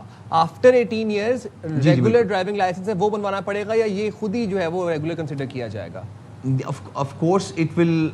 جو ہمارا ایک ڈرائیونگ پرمٹ کے لیے بھی ہم اس کا ایک بیسک ٹیسٹ لیتے ہیں، اس کا سائن ٹیسٹ لیتے ہیں when he has to know the basic understanding of road کا، کہ روڈ فرنیچر کو کیسے سمجھنا ہے، راؤنڈ اباؤٹس کو کیسے نیگوشیٹ کرنا ہے، اور اس کے بعد جب 18 سال کے بعد جب وہ ڈرائیونگ لائسنس کے لیے جائے گا تو I think it will be a very seamless transaction. وہ بڑا سیملیسلی جیلن ہو جائے گا اور اس کو اپنے لائسنس لینے میں کوئی دقت نہیں ہوگی اس کے اندر. All right, lovely. بہت شکریہ عبدالرحیم شیرازی صاحب، آپ نے بڑے اچھے سے ہمیں سارا پروسیس بھی ساتھ دیا. تو اگر آپ 18 بلو ہیں، مائنر ہیں، بچے بچیاں جا سکتے ہیں اپنے قریبی خدمت مراکز سینٹر، وہاں جا کے اپنا جوونائل ڈرائیونگ پرمٹ آپ بنوا سکتے ہیں اور اس کو استعمال کر سکتے ہیں. لیکن یہ ہے کہ آپ نے قانون کی خلاف ورزی نہیں کرنی، نہیں تو آپ نے جرمانے سن لیے ہیں، ٹھیک ٹھاک جرمانے ہیں، اور پھر وہ آپ کے پیرنٹس کو بھرنے پڑیں گے. ہو سکتا ہے پھر پیرنٹس ہی کہہ دیں کہ جی اس کا پرمٹ واپس لے لیں. تو ان باتوں کا آپ نے خیال رکھنا ہے. موونگ فارورڈ، ہم آئے دن ہی ہم دیکھ رہے ہیں کہ دل خراش واقعات رپورٹ ہوتے ہیں اس ملک سے، لیکن اب یہ جو واقعہ ہے یہ تو دل دہلا دینے والا واقعہ. جب میں یہ پڑھ رہا تھا اور جب میں نے اس کی فوٹیجز دیکھیں تو یقین نہیں آ رہا تھا آنکھوں کو کہ میں کیا دیکھ رہا ہوں، دماغ پروسیس نہیں کر پا رہا تھا. ملتان سے واقعہ رپورٹ ہوا جہاں پر ایک غریب باپ اپنے جوان بیٹے کی میت کو صرف ایک چادر پہ لپیٹ کر بغیر کسی کفن دفنانے کے لیے قبرستان پہنچا. لوگ سارے حیران پریشان ہوئے کہ میت تو ظاہر ہے ہمیں پتہ ہے کہ پراپر تدفین ہوتی ہے اس کی، وہ کفن ہوتا ہے اس کی ایک وہ، لیکن جب وہ میت قبرستان میں پڑی ہوئی تھی اس پہ صرف ایک چادر تھی. لوگوں نے آ کے پوچھا، استفسار کیا تو باپ نے بتایا کہ میری جیب اس بات کی اجازت نہیں دیتی کہ میں اپنے جوان بیٹے کی تدفین کر سکوں، اس کی قبر خرید سکوں یا پھر میں اس کو کفن اب دے سکوں. آپ سوچیں کہ یہ میں اب نہیں پروسیس کر پاؤں، اس باپ پہ کیا گزرتی ہوگی جس کا جوان بیٹا کفن میں ہی نہیں ہے. یعنی کہ یہاں پہ مرنا بھی آپ یہ سمجھیں کہ ایسا ہے کہ اس پہ بھی آپ سے سرکار جو ہے اس نے خود قیمت طے کی ہوئی ہے کہ اگر کسی قبرستان میں کوئی قبر جگہ چاہیے تو اس کے لیے پیسے اتنے ہوں گے، قریبی ہے تو اس کے زیادہ پیسے ہوں گے، اگر آپ کے علاقے سے وہ دور ہے تو تھوڑے کم پیسے ہوں گے. تو یہاں پر ہم نے دیکھا کہ یہ حالات تھے اس باپ کے. ایک باپ پہ کہتے ہیں نا اپنی اولاد کا غم، یہ بہت بڑا غم ہوتا ہے ماں باپ پر. وہ اس غم کو بلا کے اس وقت وہ یہ سوچ رہا ہے کہ میں اپنے بچے کی کفن دفن کا انتظام کیسے کروں، اس کے پاس پیسے نہیں ہیں. اب پولیس اہلکاروں نے پھر اپنی جیب سے رقم ادا کی اور یہ تدفین ہو سکی. لیکن اس موقع پر یہ جو غریب باپ ہے، جو غمگین ہے، غم سے نڈھال ہے، جس کی اولاد اس دنیا سے چلی گئی ہے، اس موقع پر کیا کہہ رہا ہے آپ کو دکھاتے ہیں. دانش ہے پتر کا، عمر اس کی 25 سال ہے. آپ ان کی بہن، آپ بہن ہیں، یہ بھائی ہے، سب لوگ ان کو دفن کر رہے ہیں. اپنی موت آپ مرا. جیتے جی تو انسان تکلیفیں، اذیتیں، پریشانیاں برداشت کرتا ہی کرتا ہے، تنگ دستیاں برداشت کرتا ہے، مہنگائی برداشت کر رہا ہے. آپ دیکھیں کہ مر کے بھی آرام نہ پایا انسان نے، کہ آج ہم یہ خبر رپورٹ کر رہے ہیں کہ ایک باپ کے پاس اپنے بیٹے کو دفن کرنے کے لیے پیسے ہی نہیں ہیں، کفن کے لیے ہی پیسے نہیں ہیں. اور دفنانا تو خیر ایک اگلا مرحلہ ہے نا، اس کے اندر بھی آپ یہ ہے نا کہ آپ سرکاری نرخ ہیں جناب قبروں کے جانیں گے کہ وہ مختلف شہروں میں وہ کیا ریٹس ہیں اور وہ کس ریٹ کے اوپر قبر ہمیں ملتی ہے. ہمارے ساتھ موجود ہوں گے ہمارے نمائندے. سب سے پہلے ہمارے ساتھ موجود ہوں گے لاہور جائیں گے، اور ساتھ ہی ساتھ لاہور سے حسن حفیظ ہوں گے ہمارے ساتھ، عمر اصغر ہوں گے کراچی سے، اور ساتھ ہی ساتھ یاسر ہوں گے ہمارے ساتھ ملتان سے. ذرا کراچی کا رخ کر لیتے ہیں. اصغر بتائیے گا کراچی میں سرکاری نرخ کیا ہے قبر کے؟ کتنا ہے بد نصیب ظفر کے دفن کے لیے 2 گز زمین نہ ملی کوہ یار میں. کراچی میں قبر کا حصول بھی انتہائی مشکل ہو چکا ہے. جو 14,300 روپے کا KMC کی جانب سے نرخ مقرر ہے، اس پر کہیں کراچی کے کسی قبرستان میں قبر دستیاب نہیں ہے. 200 سے زائد قبرستان ہیں کراچی میں، جس میں سے 38 مسلم قبرستان کو KMC اون کرتی ہے، 2 غیر مسلموں کے قبرستان ہیں. اس کے علاوہ جیسے میں نے بتایا 220 سے زیادہ قبرستان ہیں. لیکن یہاں قبروں کی صورتحال یہ ہے کہ ہزاروں بلکہ لاکھوں روپے تک ڈیمانڈ پہنچ چکی ہے، اور لوگوں کو اس کے باوجود قریب میں قبرستان نہیں ملتے، قبر نہیں ملتی، اور وہ دھکے کھاتے ہیں، سفارشیں لگاتے ہیں کہ یہ قبر کیسے حاصل کی جائے. اور یہ جو 38 قبرستان میں نے بتایا مسلمانوں کے، ان میں بھی یہاں پر کئی قبرستان جو ہیں وہ سرکاری طور پر بند کر دیے جا چکے ہیں، کیونکہ وہ اوور لوڈ ہو چکے ہیں. ان میں تدفین ایک قبر میں 1 سے زائد مردے دفن ہیں، کہ لوگ یہ مجبور ہو گئے کہ اگر خاندان کے پہلے کسی بزرگ کی قبر کسی قبرستان میں موجود ہے تو خاندان کے فرد کو اسی قبر میں پھر دفن کیا جاتا ہے، کیونکہ نئی قبر کے لیے کوئی جگہ نہیں ملتی.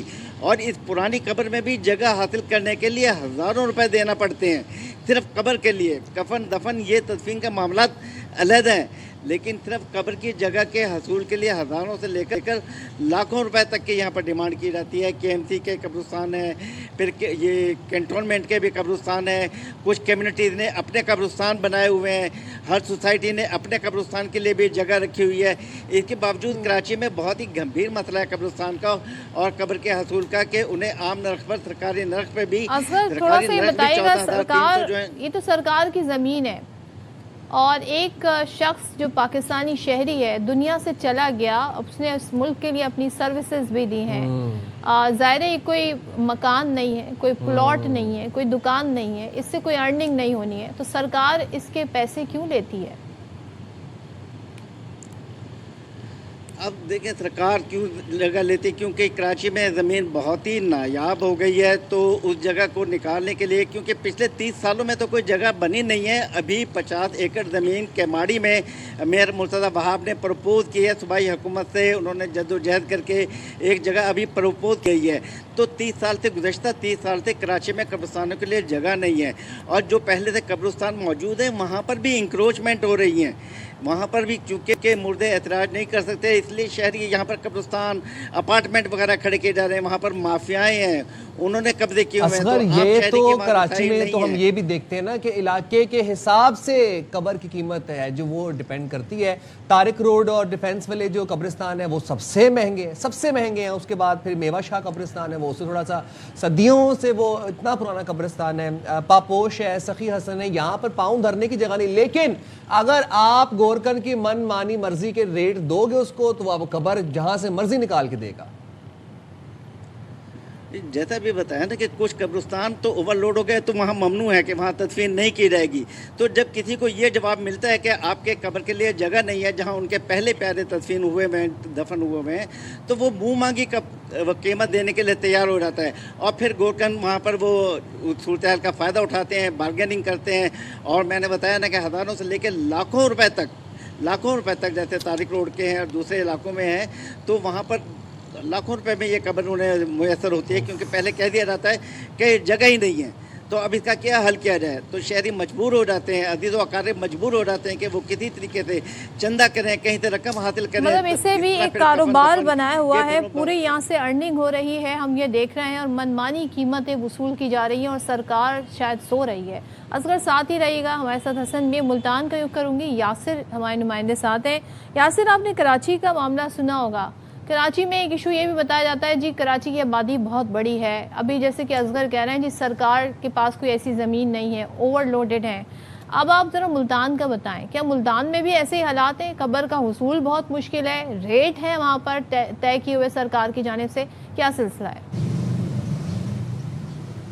دیکھیے صدر، ملتان بھی ذرا تھوڑی سی حالات مختلف ہیں کہ یہاں سرکار جو ہے قبر فروخت نہیں کرتی، لیکن جو پرائیویٹ لوگ ہیں جو کہ گورکنز ہیں اور جو قبرستان کمیٹی ہیں ان کی طرف سے مقرر ہیں، اور تقریباً اوسط جو ہے 40 سے 50 ہزار تجہیز و تدفین کے اوپر خرچہ آتا ہے.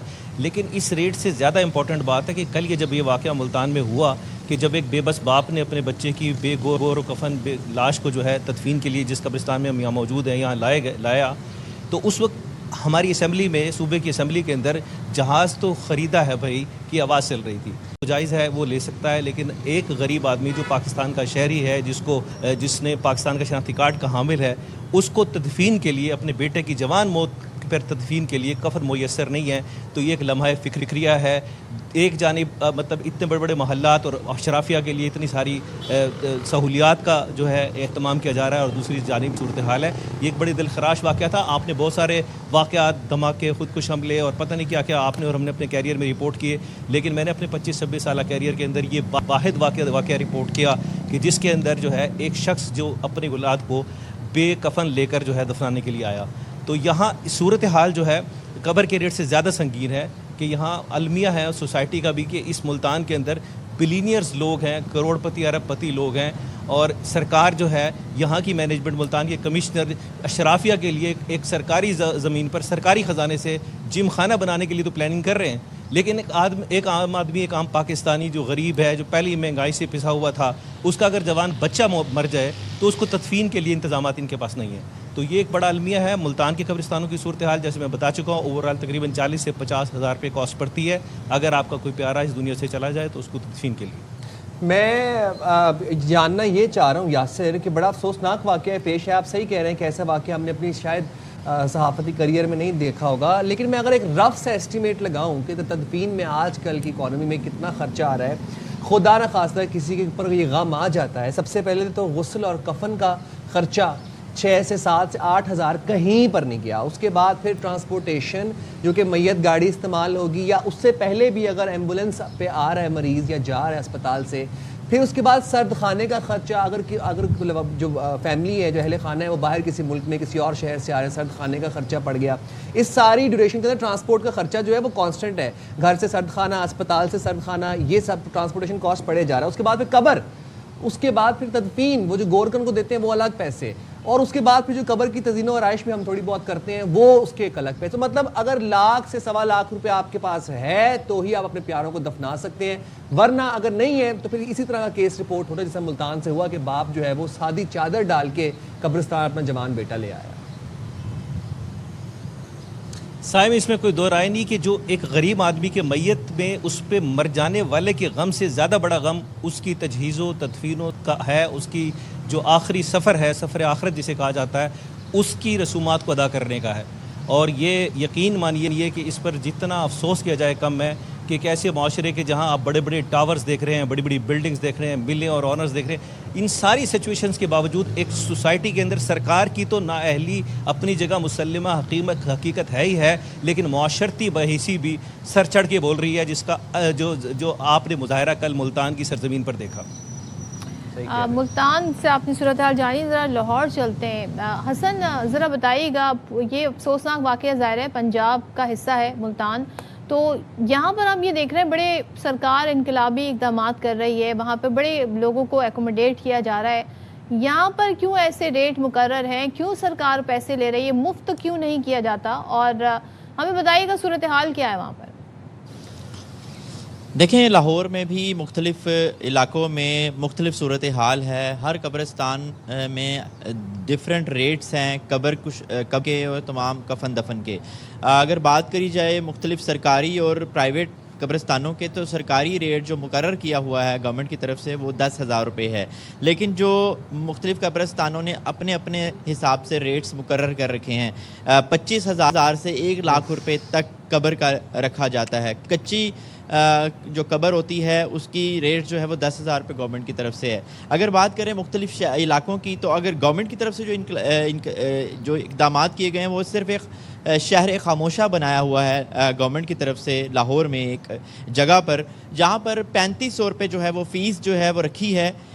اس میں 3500 روپے کی فیس میں وہ ان کی ذمہ داری ہے کہ وہ اس کی قبر دیں, قبر کی جگہ دیں, اس کی قبر کی تمام انتظامات مکمل کریں جس میں اس کے کفن بھی شامل ہے اور غسل بھی وہ خود دیں گے. لیکن کیونکہ لوگوں کی آسانی اپنی دیکھنی ہوتی ہے اور لوگوں نے اپنے علاقے میں دیکھنا ہوتا ہے تو وہ ہر علاقے کے ڈیفرنٹ ریٹس ہیں. اگر میں بات کروں شہنشاہ ولی قبرستان کے اقبال ٹاؤن کے تو وہاں پر جو ریٹس لیے جا رہے ہیں وہ 30,000 سے 25 سے 30,000 روپے لیے جا رہے ہیں. بی بی پاک دامن اگر بات کریں قبرستان میں تو وہاں پر جو ریٹ ہے وہ بھی 30,000 تک لیے جا رہے ہیں. ہاں میانی صاحب قبرستان کا ریٹ جو ہے وہ 10 سے 20,000 روپے لیا جا رہا ہے, لیکن کیونکہ وہ سب کی ایکسیس میں نہیں ہے, لوگ قریب سے قریب تک جگہ دیکھتے ہیں تو قبرستانوں کے ڈیفرنٹ ریٹس ہیں, اپنی مرضی سے وہاں پر ریٹس لے جاتے ہیں جس میں گورنمنٹ کی فیس, اس میں مٹیریل کی فیس. بالکل ایسا ہی ہے, لاکھوں کے اندر ہے. اور کئی جو لوگ جنہوں نے اپنی مرضی کی قبر کو مطلب مضبوط کرنا ہے, مٹی کی قبر نہیں بلکہ اس میں ماربل لگانا ہے تو اس کے حساب سے ریٹس اور زیادہ ہو جاتے ہیں. تو ہر علاقے میں ڈیفرنٹ ریٹس مقرر ہے, لیکن گورنمنٹ جو ہے وہ اس چیز میں ناکام دکھائی دے رہی ہے کہ مختلف علاقوں میں جو سرکاری ریٹس ہیں اس پر عمل درآمد کروایا جائے تاکہ لوگوں کے لیے آسانی پیدا ہو سکے. ہمارے نمائندگان بتا رہے ہیں, اصغر ہمارے ساتھ کراچی سے تھے, انہوں نے صورتحال بتائی. ملتان سے ہمارے ساتھ یاسر شیخ تھے جہاں کا یہ واقعہ بھی ہے, جس باپ کی سٹوری ہم نے آپ کے ساتھ شیئر کی, اور باقاعدہ ریٹس یہاں پر طے ہیں. میں یہاں پر ایک چیز پر حیران ہوں کہ سرکار جب بجٹ بناتی ہے, سرکار کو یہ نہیں معلوم کہ سرکار نے کم سے کم تنخواہ 40,000 رکھی ہے, اور 40,000 تو یہاں ڈیمانڈ انیشیلی کی جا رہی ہے لوگوں سے. یعنی مرنے والے اگر تدفین کے لیے کسی کو لے کر جا رہے ہیں, کسی کی تدفین ہو رہی ہے تو 40,000 کم سے کم تو اس کے لگ ہی جائیں گے, تو وہ اپنے گھر کا خرچہ کیسے اٹھائے. اور بجٹ کے دوران اگر ہمارے جو حکمران ہیں, جو پارلیمنٹ میں ممبران بیٹھے ہیں, ان کو اگر یہ سوچ آ سکتی ہے کہ IT ٹاورز لگائے جا سکتے ہیں لوگوں کے گھروں کے باہر, اور اس طرح کے اگر بلز پاس کروائے جا سکتے ہیں, تو ہزاروں چیزوں پہ سبسڈی دی جا رہی ہے. 2 گز زمین کے اوپر سبسڈی نہیں دی جا سکتی. ایک پاکستانی شہری جو اپنی ساری زندگی, اس نے اچھا وقت آیا برا وقت آیا اسی ملک میں گزاری, مرنے کے بعد کیا اس کو 2 گز زمین کے لیے بھی اس کے پاس, اس کے لواحقین کے پاس, اہل خانہ کے پاس لاکھوں روپیہ ہو تبھی وہ سکون کی زندگی سکون سے مر پائے گا, تبھی وہ سکون سے قبر میں اس کو دفنایا جا سکے گا. بہت شکریہ یاسر, حسن حفیظ اور ہمارے ساتھ اصغر عمر تھے کراچی سے بھی, آپ ہمیں اپڈیٹ کر رہے تھے. باقاعدہ ریٹ لسٹیں قبرستان کے باہر آویزاں کی ہوئی ہیں. ہاتھ جوڑے گزارش ہے سرکار سے کہ پلیز آئی ہوپ کہ سرکار کی آنکھیں اس واقعے کے بعد, اس باپ کی فریاد کے بعد جو ہے کھلیں, اور ایٹ لیسٹ اس طریقے سے ریٹ فکس نہ ہو, اس پر کچھ کیا جائے, اس پر کام کرنا بہت ضروری ہے. اسے فری کر دیا جائے, قبروں کو فری کر دیا جائے. 2 گز کی زمین ہے نا, کچھ شوق سے تو ظاہر ہے کوئی نہیں لیتا, مجبوری ہوتی ہے ہر انسان کی. اور لوگ چلیں ہم اب یہاں پہ لیں گے چھوٹی سی بریک, ہم حاضر ہوں گے بریک کے بعد. Stay there with us.